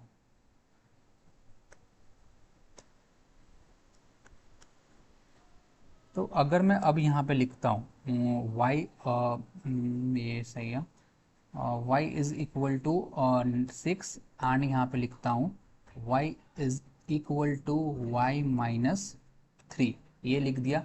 या मैं इसको ऐसे भी लिख सकता हूँ शॉर्ट हैंड नोटेशन के अंदर y माइनस इक्वल टू 3, तो इसका मतलब भी सेम ही होगा कि जो एग्जिस्टिंग वैल्यू है 6 उसके अंदर 3 को माइनस करो। या मैं ऐसे भी लिख सकता हूँ y मल्टीप्लीकेशन इक्वल टू 3, या मैं इसको ऐसे भी लिख सकता हूँ y डिवाइड इक्वल टू 3। सारी चीज़ हम यहाँ पे एग्जैक्ट वे में चीज़ों को कर सकते हैं। उसी तरह मैं यहाँ भी लिख सकता हूँ y पावर इक्वल टू 3, ये चीज़ें मैं भी कर सकता हूँ। तो दिस इज असाइनमेंट ऑपरेटर, जिसकी हेल्प से हम क्या कर सकते हैं, चीज़ों किसी भी वेरिएबल के अंदर वैल्यू असाइन कर सकते हैं। और इसके अंदर हमने शॉर्ट हैंड नोटेशन भी यहाँ पे देखा। तो अगर मैं यहाँ पे करता हूँ प्रिंट y, तो देखते हैं हमारा क्या पूरा ऑपरेशन परफॉर्म हो जाएगा और वो हमारी कुछ वैल्यू यहाँ पे हमें मिल जाएगी सीक्वेंस के अंदर। तो ये सारी चीज़ें हमें देखनी है कि y माइनस इक्वल टू 3 का मतलब ही यहाँ पे, इसका ही मतलब क्या है, यहाँ पे सेम ही है, y is equal to Y minus 3। उसकी तरह उसी वे में इसका भी मीनिंग सेम ही है, y is equal to Y multiply into 3। तो इसका मतलब भी सेम है, just a shorthand notation. यहाँ पे चीज़ें समझ में आ रही होगी, बहुत ही ईजी था, कोई रॉकेट साइंस नहीं था। तो यही हमारा असाइनमेंट ऑपरेटर। यहाँ पे देख लेते क्या क्या लिखा हुआ है। सो असाइनमेंट ऑपरेटर के ये ऑपरेटर्स होते हैं, इक्वल टू, एंड इसको हम किसी भी वेरिएबल के अंदर वैल्यू असाइन करने के लिए यूज़ करते हैं, ये होता है। उसके बाद हमने यहाँ पे शॉर्ट हैंड नोटेशन भी पढ़ा। अगर मैं a इज इक्वल टू 10 लिखता हूँ और a is equal to a plus 2 लिखता हूँ तो a प्लस इक्वल टू 2 भी लिखूंगा, तो ये दोनों सेम ही चीज़ है, वो चीज़ हमने यहाँ पे देख ली। उसी तरह हम सब जैसे हमने ऐड कर सकते हैं उसी तरह हम सब्ट्रैक्ट कर सकते हैं, मल्टीप्लाई कर सकते हैं, डिवीजन कर सकते हैं, मॉडुलस कर सकते हैं, ये सारी चीज़ें हम यहाँ पे कर सकते हैं in terms of assignment operator. So simple thing, ज़्यादा कुछ भी नहीं, एकदम बिल्कुल बेसिक सी चीज़ है यहाँ पे। उसके बाद नेक्स्ट जो आता है हमारा, वो है हमारा comparison operator. Basically comparison operator का यूज़ करके हम क्या करते हैं, किन्हीं दो वैल्यू को, किसी भी दो वैल्यू को हम आपस में क्या करते हैं, कंपेयर करते हैं। यहाँ पे कंपेयर करते हैं। तो कंपैरिजन ऑपरेटर जो होता है हमेशा वो हमें जो हमें आउटपुट देता है वो ट्रू और फॉल्स के फॉर्म में देता है, या तो वो ट्रू देगा या तो फॉल्स देगा। अगर कंपैरिजन ट्रू होती है तो वो हमें ट्रू देगा, अगर कंपैरिजन हमारी फॉल्स होती है वो हमें क्या देगा, फॉल्स देगा। उसी को हम क्या बोलते हैं, कंपैरिजन ऑपरेटर बोलते हैं। सो यहाँ पे पहला ऑपरेटर होता है हमारा लेस देन। तो यहाँ पे अगर मैं लिखूँ 5 लेस देन 2 तो क्या ये ट्रू है, नहीं।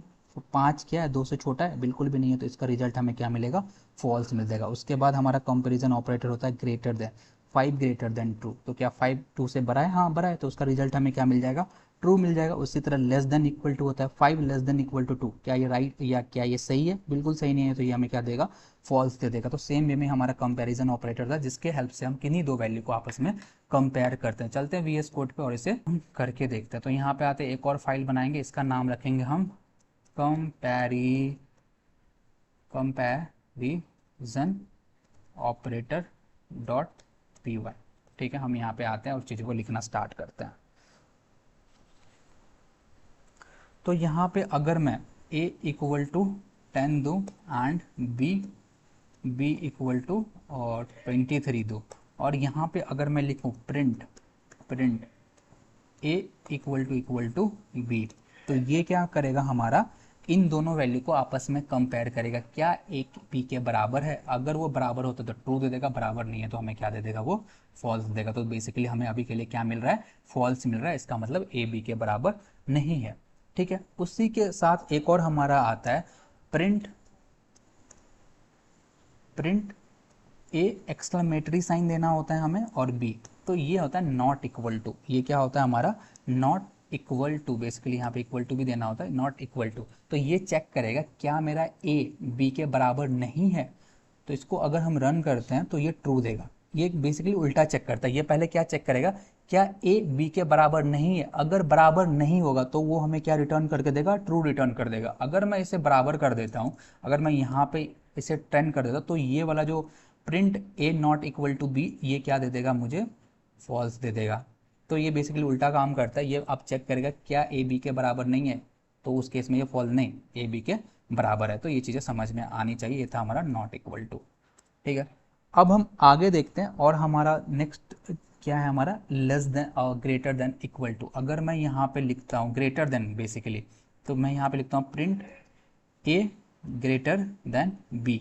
तो क्या मेरा ए ग्रेटर देन बी है, ए ग्रेटर देन बी है, तो यहाँ पे फॉल्स आ रहा है। इसका मतलब ए ग्रेटर देन बी नहीं है। ए की वैल्यू कितनी है, 10 है, बी की वैल्यू कितनी है, 50 है, तो ए बी से बड़ा नहीं है। उसी तरह हमारा आता है print A greater than equal to B. क्या ए बी से बड़ा या बी के बराबर है, दोनों में से कोई एक चीज़, तो फॉल्स, ऐसा कुछ भी नहीं है। उसी तरह हमारा आता है प्रिंट ए लेस देन बी, ए लेस देन बी। तो ये क्या चेक करेगा, जो मेरा ए की वैल्यू है, जो भी मेरी ए की वैल्यू है, क्या वो बी से छोटी है, तो ये ट्रू देगा बेसिकली हमें, हाँ ट्रू, ये छोटी है। उस तरह हमारा क्या आता है प्रिंट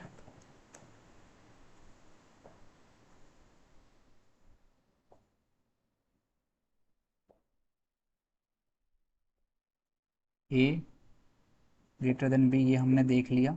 ठीक है, बेसिकली ये हमें क्या देगा, बेसिकली ये हमें ट्रू यहाँ पे देगा। उसी सेम वे में अगर मैं इसको अभी के लिए कॉपी करता हूँ, कंट्रोल सी करता हूँ, ऑन कंट्रोल वी करता हूँ, उसी वे में लेस देन अगर मैं ये करता हूँ तो बेसिकली ये भी हमें क्या दे देगा, ट्रू दे देगा। या तो बड़ा होना चाहिए या तो बराबर होना चाहिए।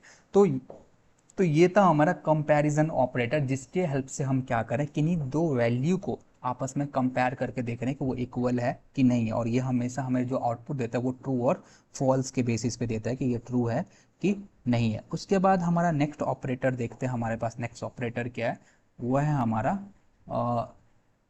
Logical operator. Now let's see what is logical operator. बात करते हैं लॉजिकल ऑपरेटर्स के बारे में। अभी लॉजिकल ऑपरेटर्स तीन टाइप्स के होते हैं। एक होता है पहला हमारा होता है एंड, दूसरा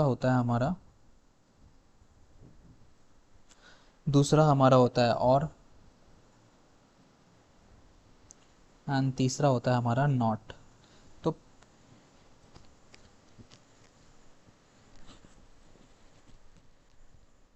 तो पहले देखते हैं हम एंड ऑपरेटर्स क्या करता है। बेसिकली क्या होता है ना, एंड ऑपरेटर के अंदर क्या होता है, ये वाला जो एंड ऑपरेटर होता है, तो ये तुम्हारा ट्रू वैल्यू तभी रिटर्न करके देगा, तो इसके अंदर जितने भी कंडीशन तुमने लिखी है, अगर सारे कंडीशन ट्रू है तभी ये तुम्हें ट्रू रिटर्न करके देगा। तो इसके अंदर मैं लिख देता हूँ return true if both the condition are true. तो अगर मैंने यहाँ पे लिखा x<5 एंड x<10, अगर मैंने ये लिखा तो ये चेक करेगा क्या ये वाली कंडीशन ट्रू है, देखेगा हाँ ये कंडीशन ट्रू है। उसके बाद चेक करेगा क्या ये कंडीशन ट्रू है, तो अगर ये कंडीशन भी ट्रू मिली, तो अगर ये कंडीशन भी ट्रू है, ये कंडीशन भी ट्रू है, तभी जाके यहाँ से ये ओवरऑल रिटर्न क्या करेगा, तुम्हें ट्रू रिटर्न करेगा। अगर इन दोनों में से या और भी कंडीशन लिखी हो, अगर एक भी कंडीशन वो फॉल्स हो जाती है, तो बेसिकली ये क्या कर देगा, मुझे फॉल्स रिटर्न कर देगा। उसके बाद हमारे पास आता है और ऑपरेटर। और ऑपरेटर्स क्या करते हैं, हम बेसिकली यहाँ पे return true if one statement is true.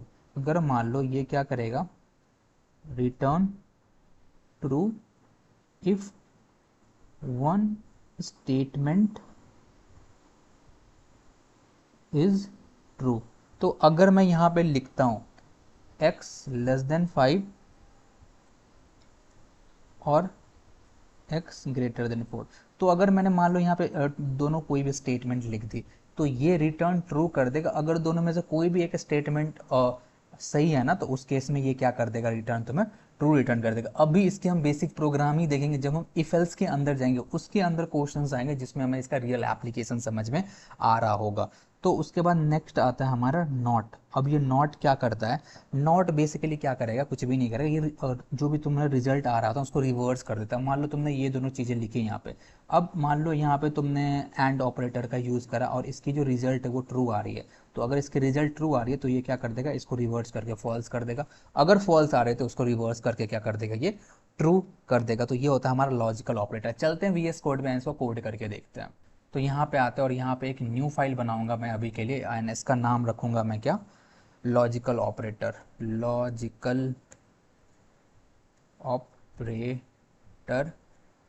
Dot py। ठीक है, तो इसके अंदर मैं अभी के लिए बनाता हूँ x=10, y=20, ये मैंने बना लिया। उसके बाद अगर मैं लिखता हूँ प्रिंट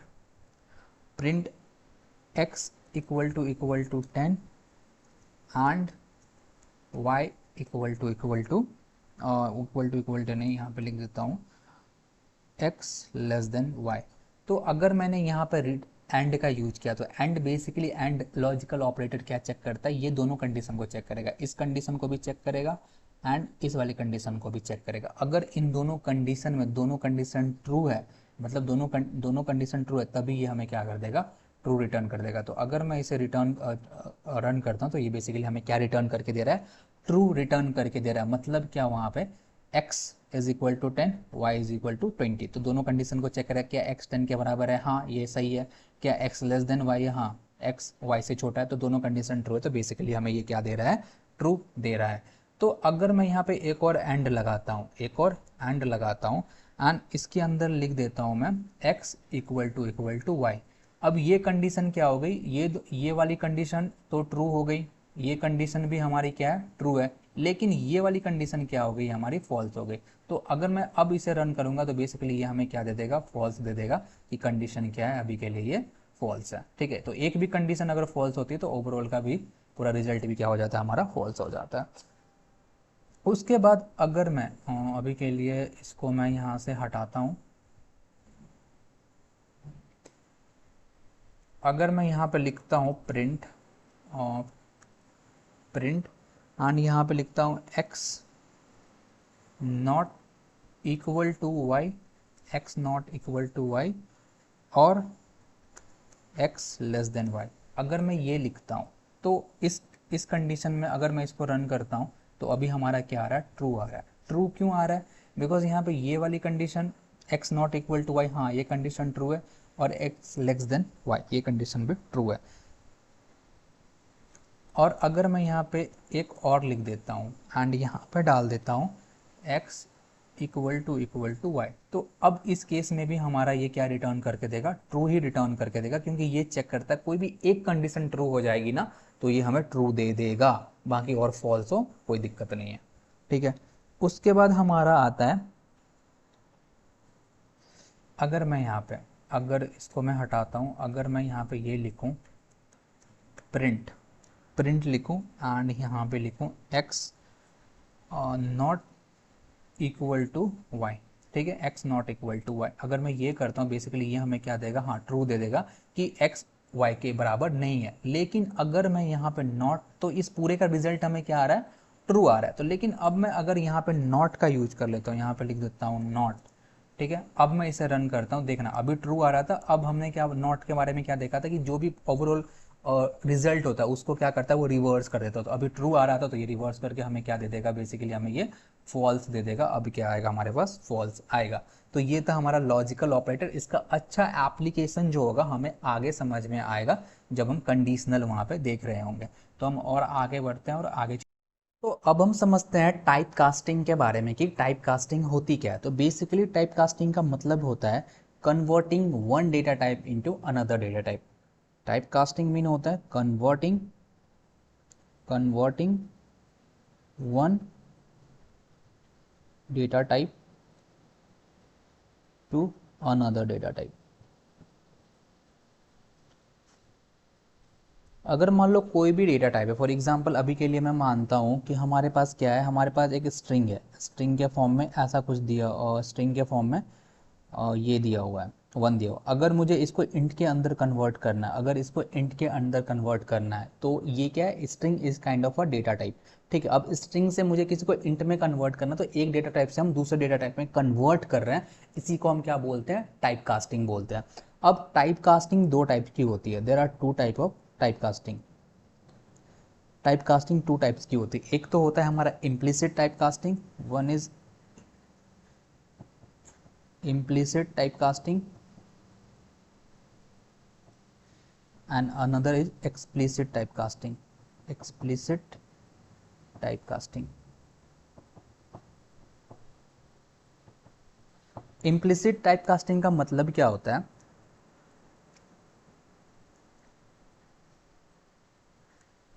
इम्प्लिसिट टाइपकास्टिंग के अंदर वो चीजें इम्प्लिसिट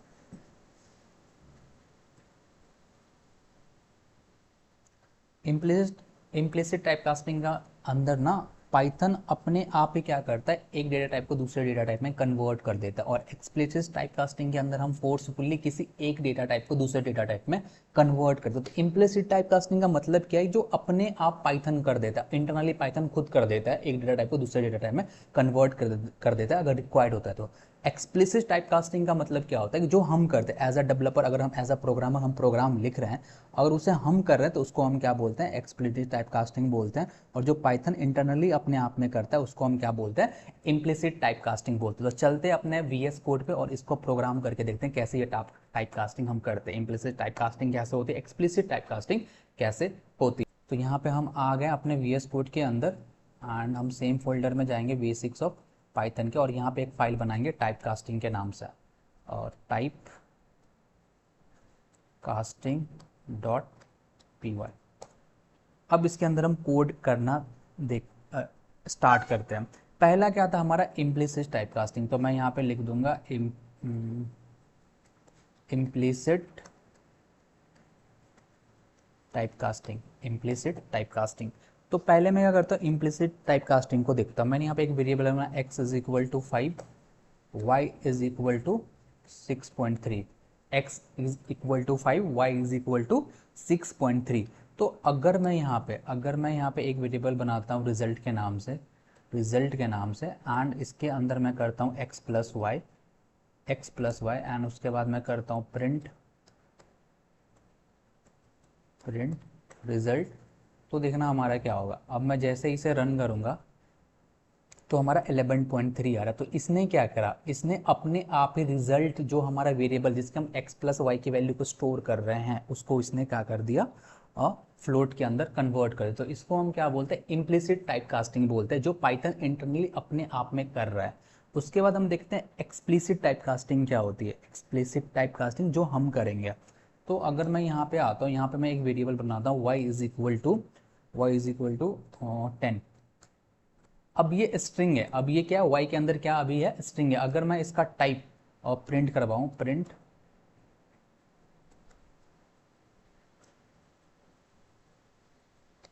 टाइप ऑफ y, अगर ये करूँ और मैं अब इसे रन करूँ,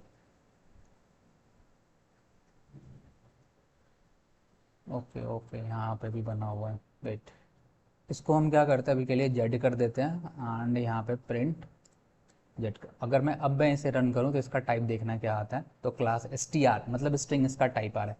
अब मैं क्या चाहता हूँ, मैं इस जेड के अंदर जो स्ट्रिंग वाली वैल्यू बैठी हुई है, स्ट्रिंग वाली वैल्यू है, उसको मैं कन्वर्ट करना चाहता हूँ इंट के अंदर। तो वो हम कैसे करेंगे, तो यहाँ पे मैं क्या करूँगा, अभी देखना मैं यहाँ पे लिखूंगा b इज इक्वल टू जिसके अंदर कन्वर्ट करना है वो लिखो। तो अभी इसके अंदर स्ट्रिंग है, मुझे इंट के अंदर कन्वर्ट करना, तो I will write int and उसके बाद इस ब्रैकेट के अंदर उस जेड यहाँ पे दे दो।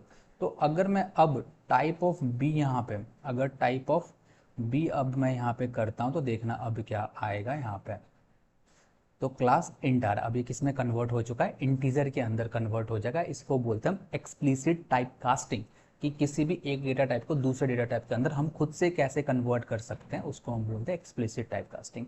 अब कुछ हम देखते हैं यहाँ पे कि इम्प्लिसिट टाइप कास्टिंग तो हमने देख लिया जो पाइथन खुद करता है। एक्सप्लिसिट टाइप कास्टिंग के अंदर हम क्या कर सकते हैं, जैसे कि str, अगर मैं str ऐसे लिखूं तो ये किस में कन्वर्ट कर देगा, स्ट्रिंग में कन्वर्ट कर देगा किसी एक डेटा टाइप को। उसके बाद होता है हमारा इंट किसको किस में कन्वर्ट कर देगा, इंटीजर में कन्वर्ट कर देगा। एंड नेक्स्ट वी है फ्लोट किस में कन्वर्ट कर देगा, फ्लोटिंग पॉइंट नंबर के अंदर कन्वर्ट कर देगा किसी भी एक डेटा टाइप को। तो इसी को हम बोलते हैं टाइप कास्टिंग। बहुत ही बेसिक था, एक डेटा टाइप को दूसरे डेटा टाइप में कन्वर्ट करना। अभी जो हम चीज़ें पढ़ रहे हैं ना वो बेसिक चीज़ें पढ़ रहे हैं, इन्फॉर्मेशन वाली चीज़ें देख रहे हैं। अब इसका एप्लीकेशन हम आगे यूज कर रहे होंगे।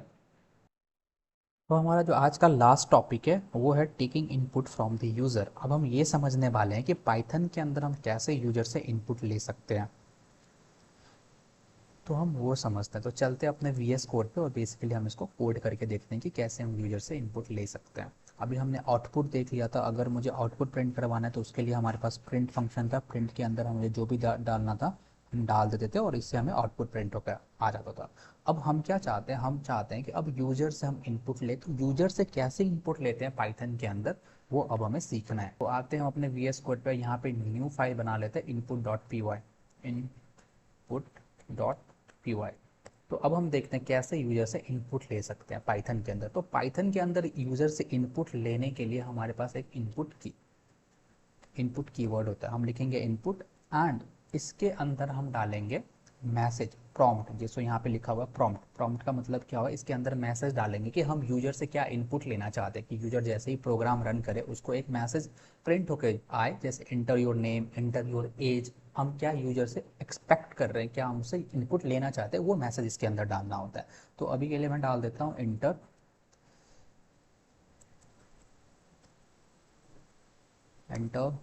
Your name.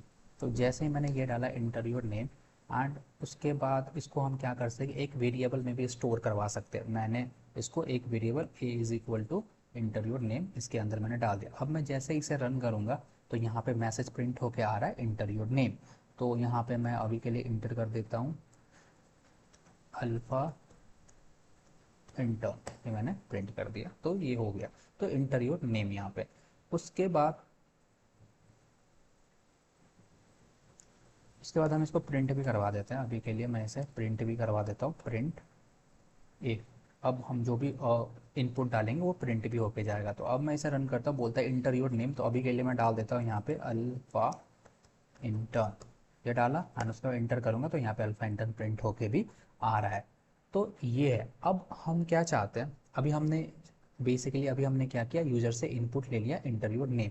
अगर मैं अब इस ए का टाइप चेक करूं कि जो मैं ए के अंदर इनपुट ले रहा हूं उसका टाइप क्या है, वो किस टाइप का डेटा है यहाँ पे, तो उसके लिए मैं टाइप फंक्शन यूज करूंगा, टाइप, एंड यहाँ पे डाल दूंगा टाइप ऑफ ए। अब मैं इसे रन करता हूँ तो मुझे इसका टाइप पता चल जाएगा। पहले इंटर योर नेम, तो अभी के लिए मैं डाल देता हूँ यहाँ पे अल्फ़ा इंटर्न, ठीक है, ये डाल दिया। एंड यहाँ पे देखना इसका क्या टाइप आ रहा है, स्ट्रिंग। इसका टाइप क्या है, स्ट्रिंग है यहाँ पे, ठीक है। इसको मैं फिर से यहाँ पे कर देता हूँ inter your age, inter your age. अब मैं इसे रन करता हूँ, यहाँ पे आएगा इंटर योर। अभी के लिए मैंने डाल दिया 96, एज यहाँ पे डाल दिया। अब मैं इसका टाइप चेक करता हूँ, अगर मैंने इंटीजर वैल्यू डाली तो उसके केस में देखता हूँ मैं यहाँ पे उसका टाइप क्या आ रहा है। तो उस केस में भी str आ रहा है। मतलब क्या हुआ कि बाय डिफ़ॉल्ट जो भी हम इनपुट का यूज करके जो भी इनपुट लेते हैं यूजर से, चाहे हम इंटीजर वैल्यू डालें चाहे हम स्ट्रिंग वैल्यू डालें, बाय डिफ़ॉल्ट उसका जो डेटा टाइप होता है वो स्ट्रिंग ही होता है। चाहे तुम फ्लोट, यहाँ पे फ्लोट वैल्यू भी तुम डाल के देख सकते हो। अगर मान लो अभी के लिए मैं फ्लोट वैल्यू डाल देता 23.2, फिर भी इसका टाइप क्या आ रहा है, स्ट्रिंग ही आ रहा है। तो अब हमें क्या करना होगा, इसको टाइप कास्ट करना होगा। टाइप कास्ट का मतलब क्या, हमने ऑलरेडी सीखा है कि इसको एक डेटा से दूसरे डेटा में कन्वर्ट करना होगा। यहाँ पर क्या रहा है, देखो अभी हम यूजर से जो इनपुट ले रहे हैं, यूजर से जो भी हम यूजर से हम इनपुट ले रहे हैं उसको हम इनपुट फंक्शन का, इनपुट इनबिल्ट फंक्शन का यूज़ करके हम यूजर से इनपुट ले रहे हैं अभी के लिए। बट यहाँ पे प्रॉब्लम क्या आ रही है, इसके अंदर मान लो ऐसे हमने लिखा ए इज इक्वल टू इनपुट और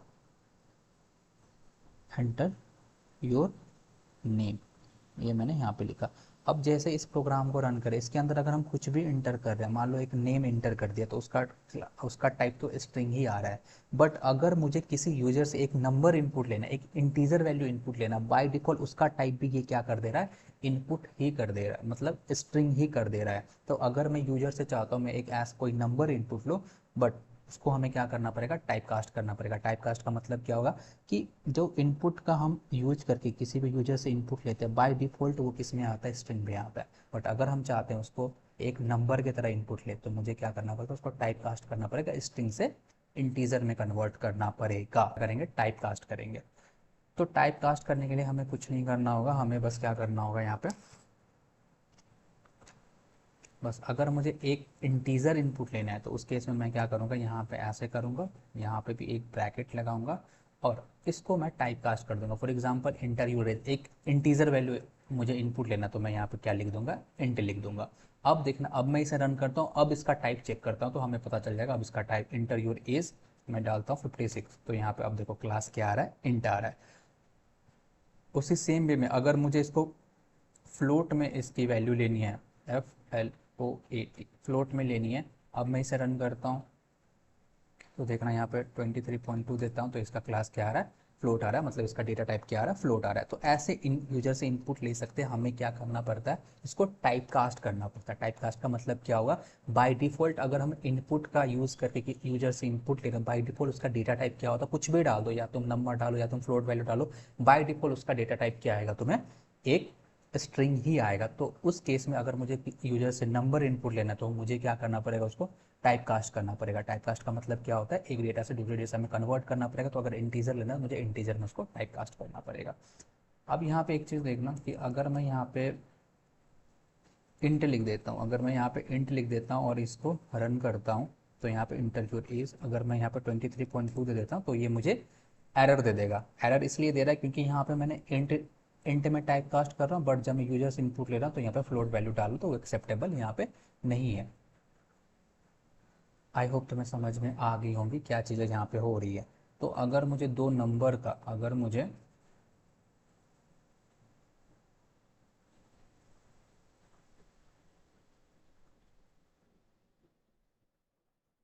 दो नंबर का यूजर से इनपुट लेना हो तो यहाँ पे मैं लिखूंगा a is equal to int input enter the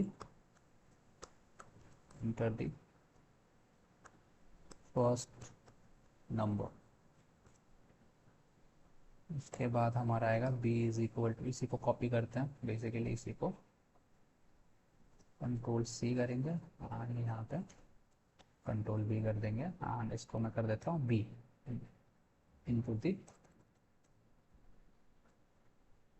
second number and एक थर्ड वेरिएबल बना लेते हैं C नाम का और इसके अंदर कर देते हैं a प्लस b और इसको मैं क्या कर देता हूँ, प्रिंट कर देता हूँ C को। तो ये प्रोग्राम अगर हम रन करते हैं तो बेसिकली हमसे ये क्या करेगा, दो नंबर इनपुट मांगे, inter the first number 2, inter the second number 3 और इसका मुझे सम निकाल के दे देगा। तो ये बेसिक सा कुछ भी नहीं था, बस हमने ये सीखा कि कैसे हम यूजर से इनपुट लेते हैं। तो टाइप कास्टिंग के थ्रू हम यूजर से इनपुट ले सकते हैं। आई होप चीज़ें तुम्हें समझ में आ गई होगी।